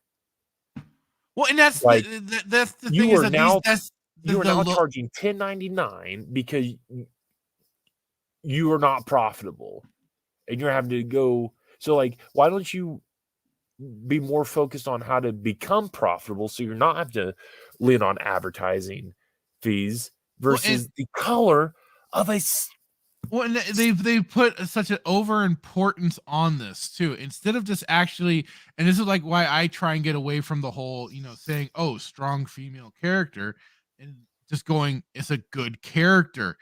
We aren't allowed to have characters or flawed individuals. It's all they have to be.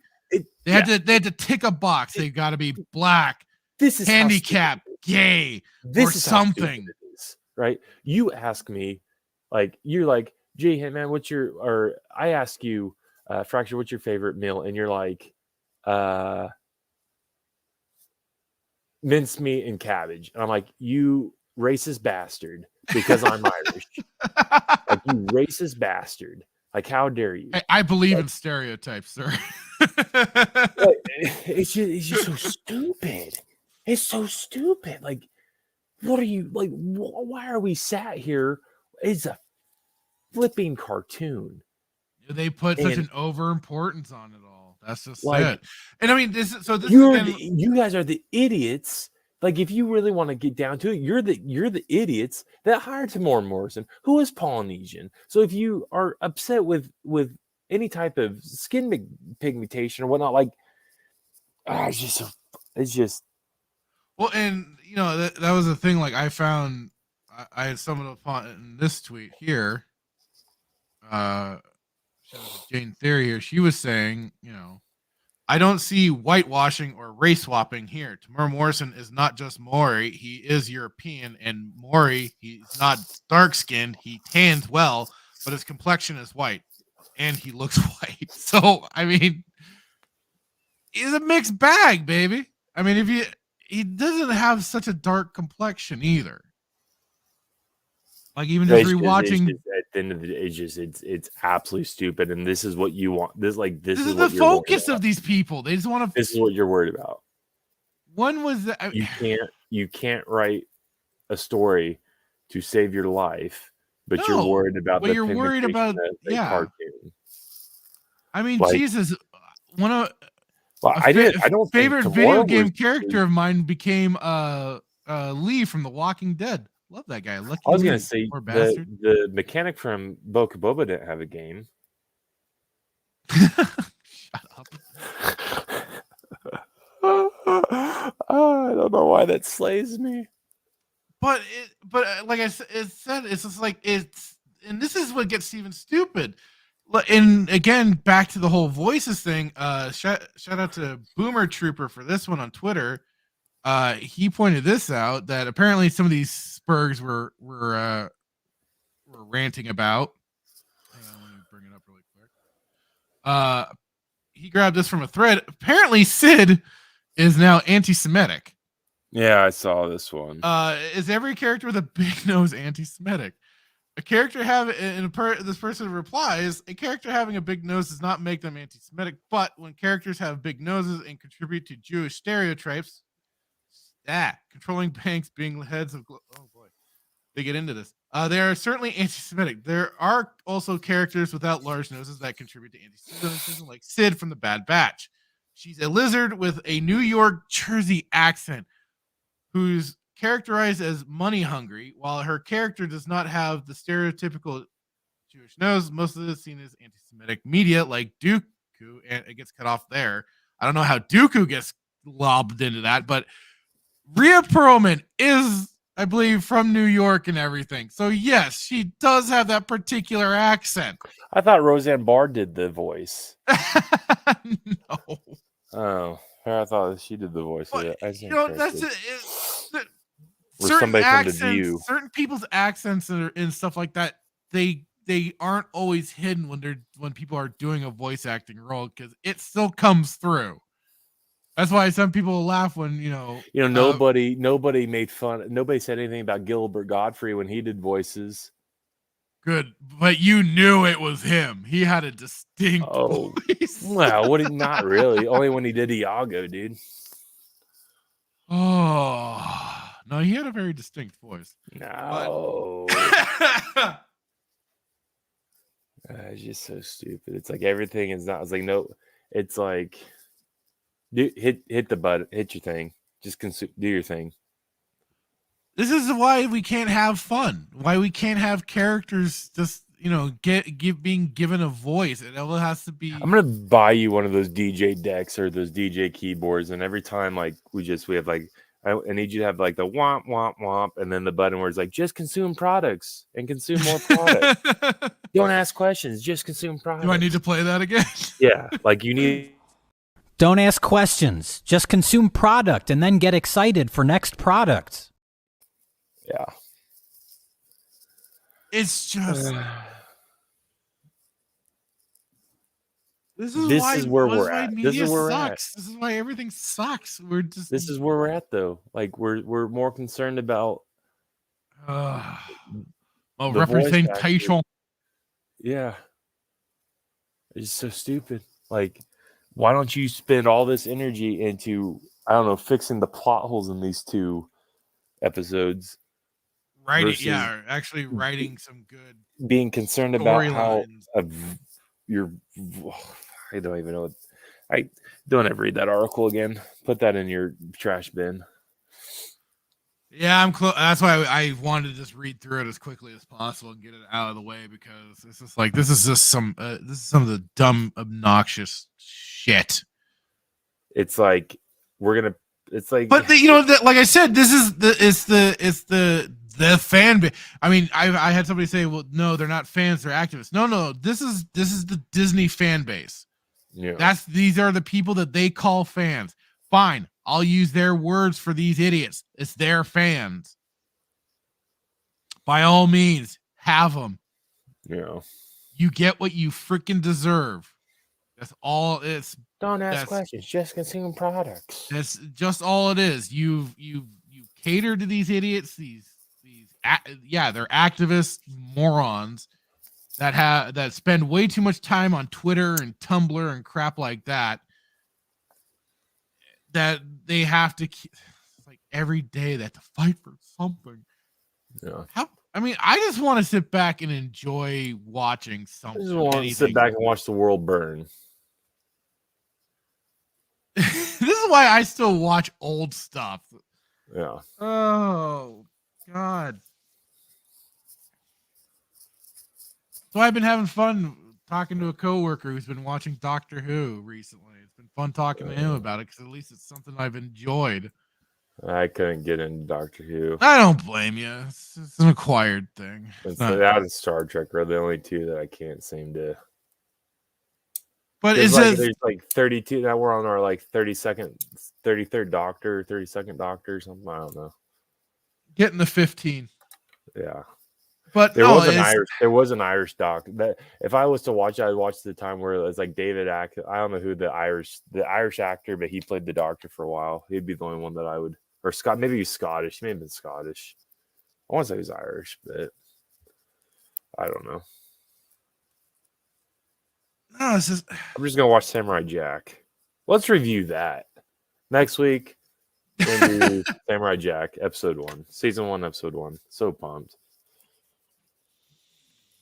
I mean, hey, I'm all for God. So I was thinking of getting back to watching Doctor Who or getting back to Stargate SG-1. What a terrible show. Oh, almost as bad as Battlestar Galactica. Don't you dare. SG-1 is fantastic. I mean, can't go wrong with Richard Dean Anderson, who I headcanon that he's still MacGyver, but he lost the mullet and went crazy and joined the military.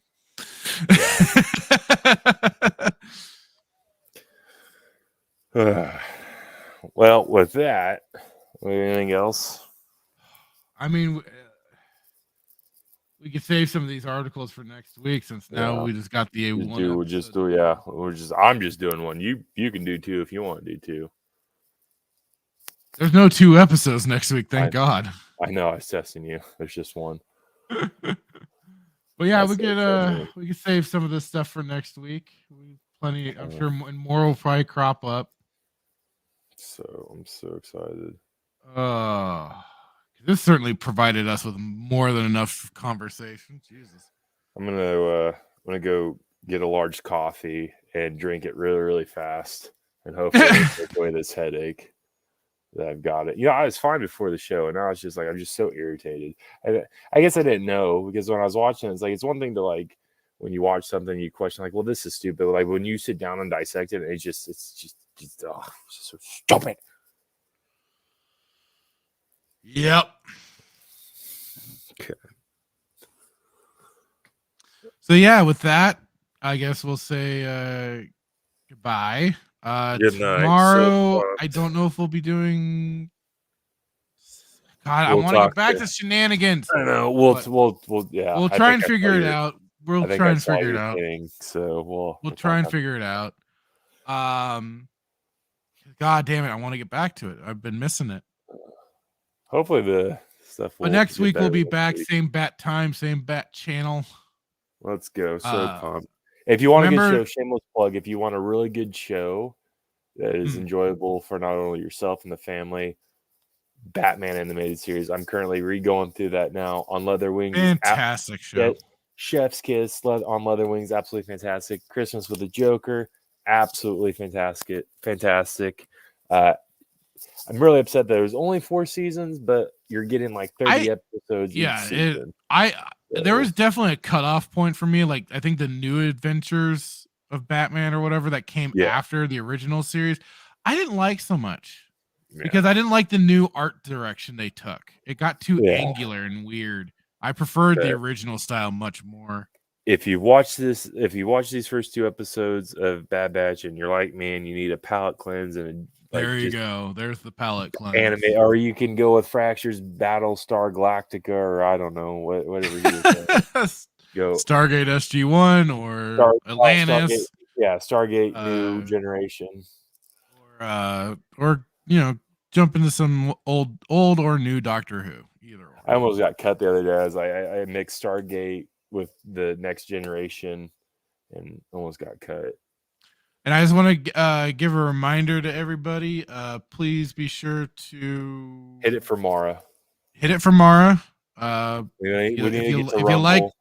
If you like it, please do and subscribe to the channel, as well as jumping over onto Rumble. I have it set up for the Fractured Filter channel. You can find the link in the description.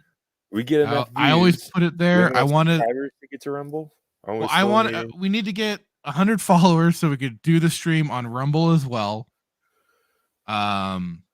Please, because it'd be really great to be able to. Because I've been doing gaming streams on Twitch as well, but I would love to be able to possibly start streaming over on Rumble and getting that out there, getting that going. Because alternatives are always good. People go back to. And listen, I gotta show, honestly. I gotta trim it out of Greg Tuscan Bob giving a good, speech on, actually going to alternatives and stuff like that, because the man was spot on. Yeah. We can whine, bitch, and moan as much as possible with YouTube and the idiocy of the stuff that they are always rolling out. So, we need to at least have a presence, build up these alternatives and stuff like that. I've even got a lot of stuff that gets shared over to BitChute. Odyssey, we've been streaming on as well. And I haven't gotten all the videos directly shared over there just because they have specific qualifiers to do so. But hey, share the love wherever you can. Whatever your preferred platform is, jump on over. It'll be great. We can't get on Rumble without you guys. We absolutely could use that help of getting us boosted so we can. So then, unfortunately, I may not share on your Twitch, J Hitman, but for this, we'll do the live stream on YouTube, Rumble, and Odyssey, and have those 3 covered. To get that, get that stuff boosted even more and more and more. And then I'll still maybe do gaming streams on Twitch and stuff like that. Yeah, I've heard some. Twitch, I don't know. That's why I've been doing for the gaming streams that I have done. I've been doing them for both YouTube and Twitch. I've been using Restream for that. That's been helpful. And thankfully, at this time, there hasn't been the watermark of Restream on them. So, boom. Yeah. Awesome. So, but I would love to start streaming on Rumble. That'd be great. And the best way I would see is just being able to have those 100 people. Please, get us that availability, because that'd be awesome. Otherwise, so pumped. Let's go. Otherwise, you know where we are on the social medias. Are we still on Apple iTunes? Are we on iTunes? Yes, I do. Apple iTunes. I put up the audio. I just told a buddy of mine that we were on, and he started listening to us. So, oh, cool! It's awesome. Yeah, he actually said, "Oh, you guys are on iTunes." I'm like, I prefer iTunes. I'm an iTunes guy. I'm an Apple guy, so that's always cool to see on iTunes. Yeah, so we're on that as well. I always post the audio, usually the night before or day of, or the next day it gets posted up. So keep an eye out. Please do help, do the whole whatever Apple needs to that end of it, because it'd be absolutely fantastic to get that presence out there more. I'm even just kind of checking it out really quick. Yeah, it'd be great to get followers over on there as well. So the one person that's been following, start following, please. For showing for times listened. So please. It'd be fantastic. But otherwise, we're across the board. I haven't This is crazy because a year ago we were trying to figure out what platform to even use. We were like, do we do SteamYard? For just doing this. Yeah. It was like this or a Podbean or BeanPod. It was this one, and I think we were looking at, I think it's Podbean. There's which is so crazy because we were just trying to figure out where to actually go, and now we're on all these different platforms. Yep. So iTunes is huge. I didn't think we were gonna get to iTunes. So if you can get on iTunes, the nice thing is that iTunes is completely free. Yeah. To sign up on. I had an RSS feed originally, but I had that's not currently in the picture. But otherwise, everything else, yes, we are.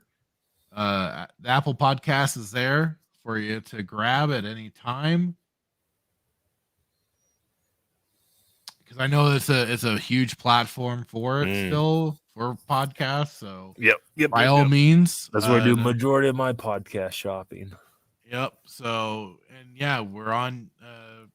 Follow us on YouTube, Rumble, BitChute, Odyssey, and of course we're on Twitter. I'm also on Minds.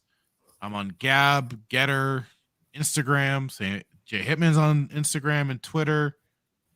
We're around, so by all means, hit us up. And graphic artists, sorry, I'm not buying right now. I'm married. And with that, I think we will say good night.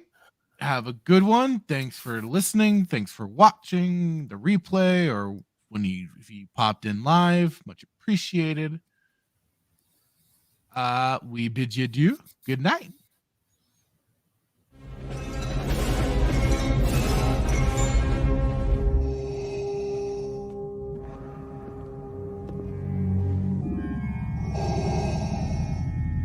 What is thy bidding, my master?